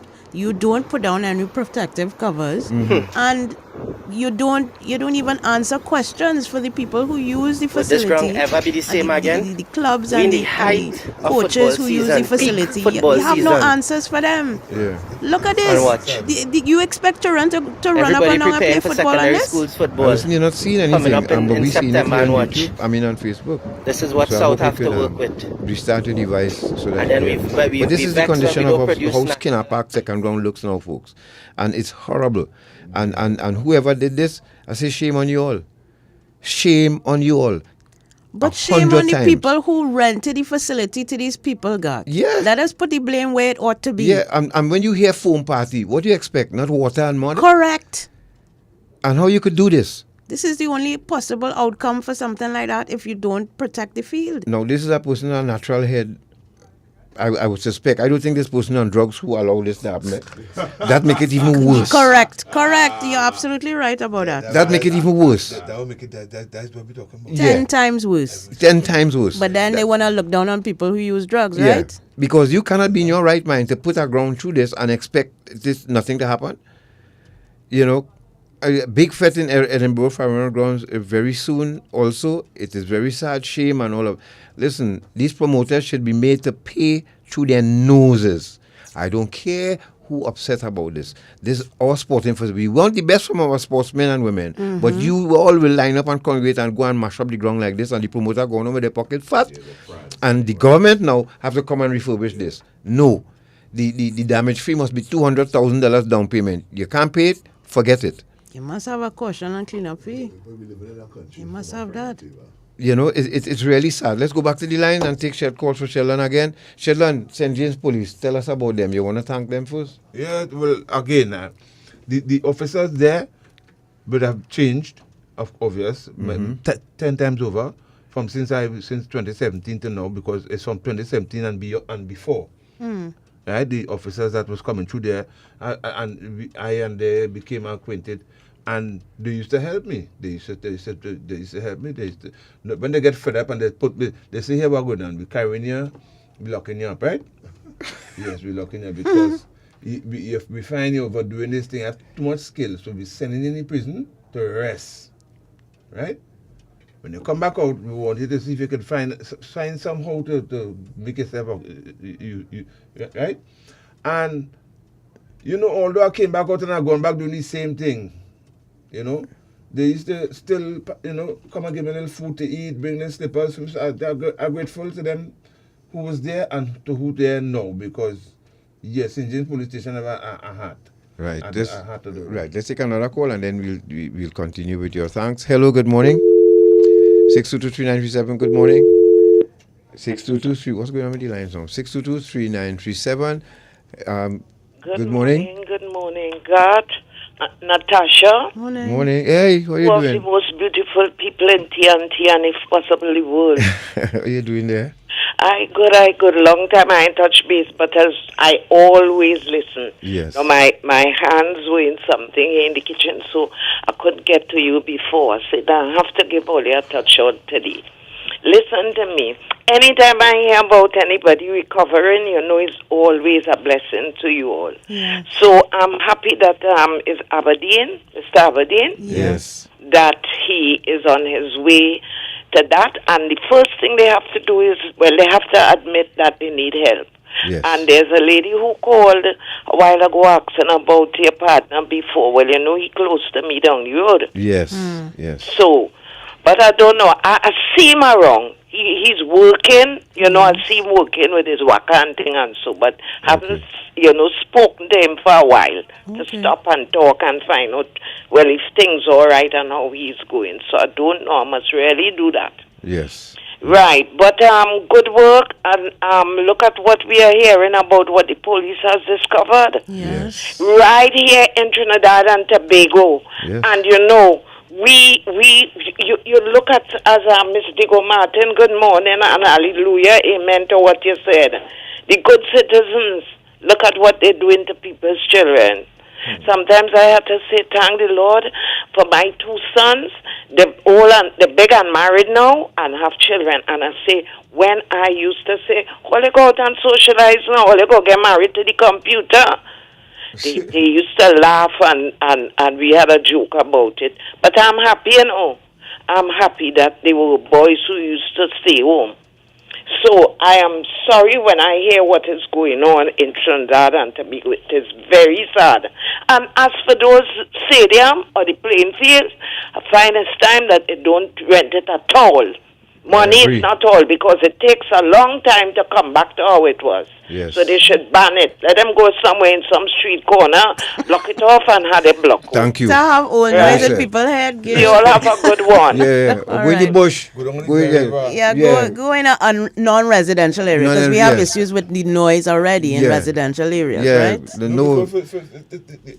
These places they could higher fete, no? Yeah, but no more. No, you see, okay, they have fete in Wembley Stadium, right? Yes. They have shows in Wembley Stadium, but they protect the field. Yes, and correct. whoever it is want the venue to use, $200,000 down payment, and you're getting the cover for the field on top of that, so that when we leave it, the money the government spent would be respected and saved. Because once people start to drink the alcohol and do all kind of things, that place smelling like a sewer the next day. Absolutely. It's feces and pee all over the place and paraphernalia. Look. Hello, good morning. Ridiculous. It's horrible. Hello, good morning. We're hardly hearing you. You're breaking up a little bit. Try again, please. Hi, good morning. Good morning, Natasha and God. Morning. Yes, I like the caller just now. I listen to you every time, but I don't call in because, I rather listen than call in. But I have my own thing. God, I have a problem in this country for years. I just see things going on in this. You listening to me? Hello? Hello? I'm going to tell him, no? Hello? Yeah, go ahead. I'm not hearing you. Go ahead. Yeah. I was saying that I always listen to your program on a Sunday. As pertaining to the caller just now, I have a problem, God, with this renting out of this stadium. It's thousands of dollars, even millions, coming to millions, that cost to refurbish these things. And I find the government should put a stop to renting out these things for this purpose. The purpose of the stadium is for sporting activities and not party. When you give a party in this stadium, you tend to lose because you lose chairs, you have broken bottle, and everything that goes with it. And it's to no avail that things, nobody is questionable. So I would say stop renting all these places, because this country, there's very few people in this country sports-minded, They figure them stadium bill is for the carnival activity and mass activity and nothing. They don't give to true our sporting activities. So we stop renting it out because it's money spending, and the same people who mashing it up will always bad talk the system. Yes, thank you, my friend. Thanks a lot. Hello. Hello. On the line, the Minister of National Security. Good morning, sir. Thank you very, very much, Mr. Sinclair, and your co-host and wife, and Natasha, and of course Barry, who I think is on the line. I'm very happy to have had an opportunity to get into your program today.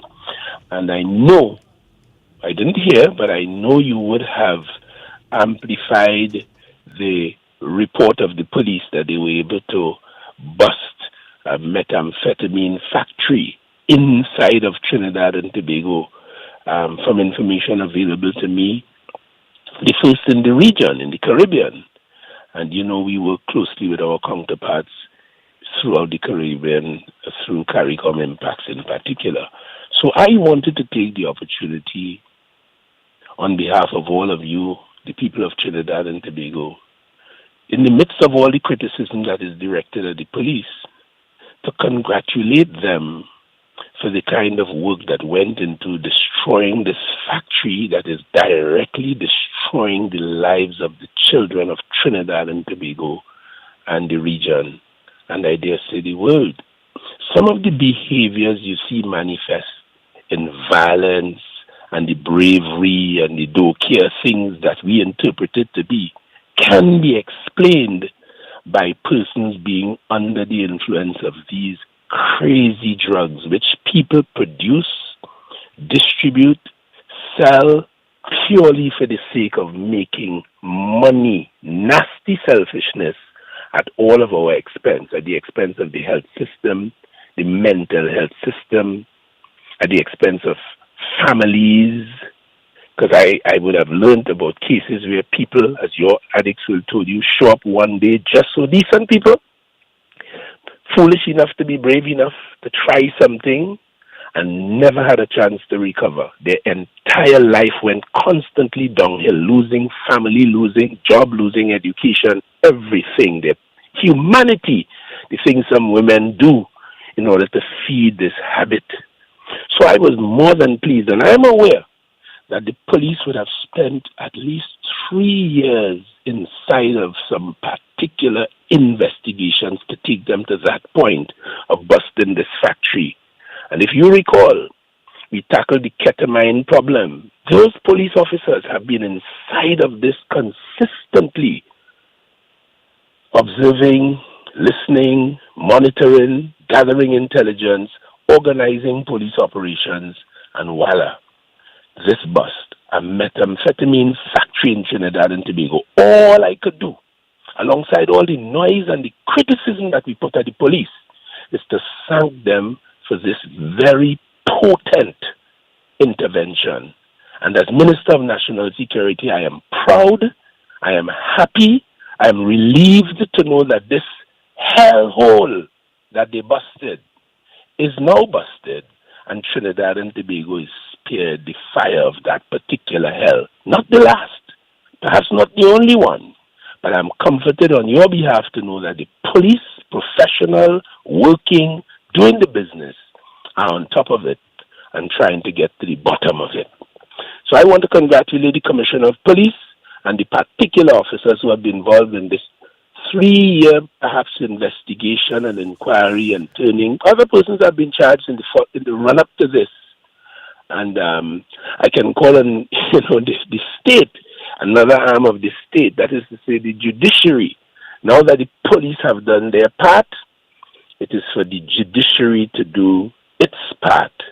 And, of concern to us in national security is the entire criminal justice system. We hope on this occasion, as has happened in the past, that we consider things that we may not have considered in the past, which allowed persons, non-nationals, to walk away from the courthouse and the jail, purportedly on bail, and then disappear into the ether, never to be seen again.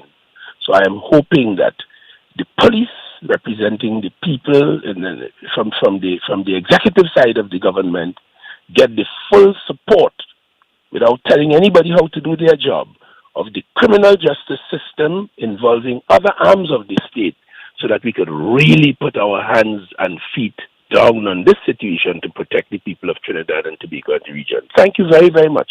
That's as much as I would wish to say at this time. Hey, Minister, you still Hi? there? Yes, I am, of course. Yes, well, we too are now on this end. We would like to extend again congratulations to the police on a job well done.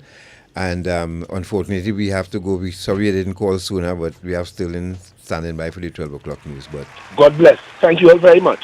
You're welcome. Thank you for calling. Once again, to the police service, to the hardcore group of companies, to the people of the East-West Corridor, all of you who supported Sheldon Aberdeen, he gives much thanks. And this is not the last of him. We'll have him here again. All right? So God bless you all. Take care. Thanks for your support. Remember to like and subscribe to those channels because we have work to do. Major news up next. It's Taylor Henderson. Take care.